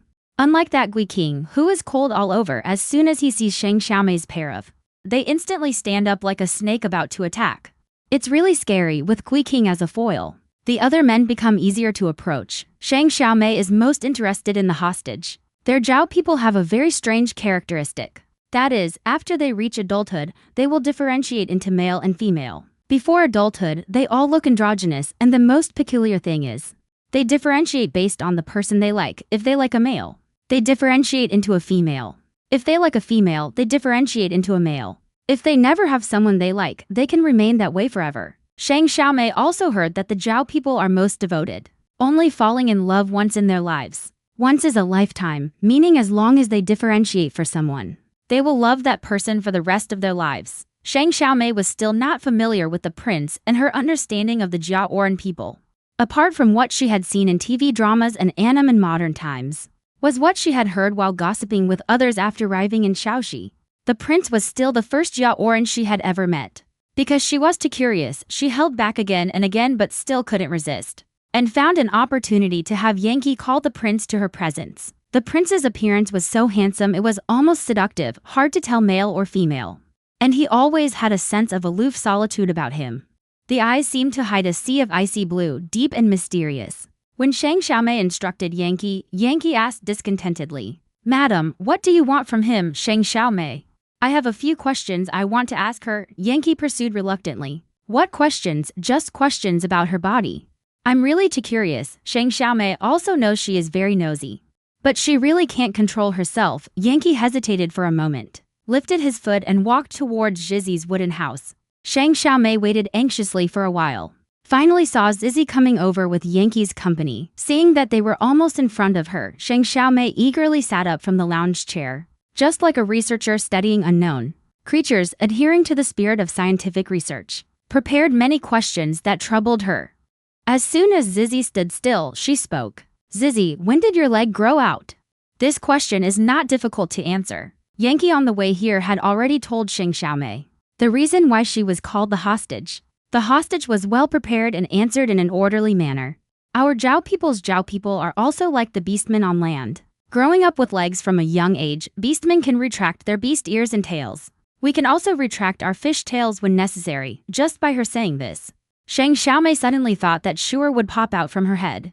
When emotions are calm like now, Shuer was hidden by her. Then you, Shang Xiaomei, still wanted to ask something, but the words on the tip of her tongue suddenly stopped. She turned her head to Yankee and said slightly apologetically, "Yankee, please step aside first. The following question is too much for a child to understand." "I am not a child." Yankee originally didn't think much about listening.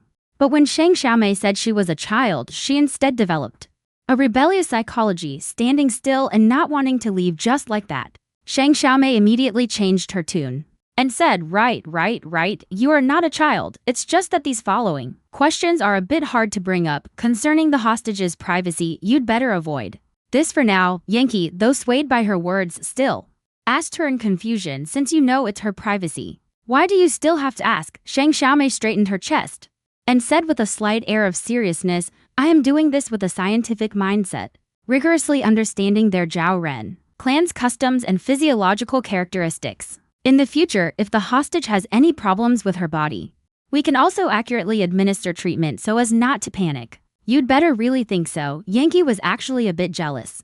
The prince on the surface was calm,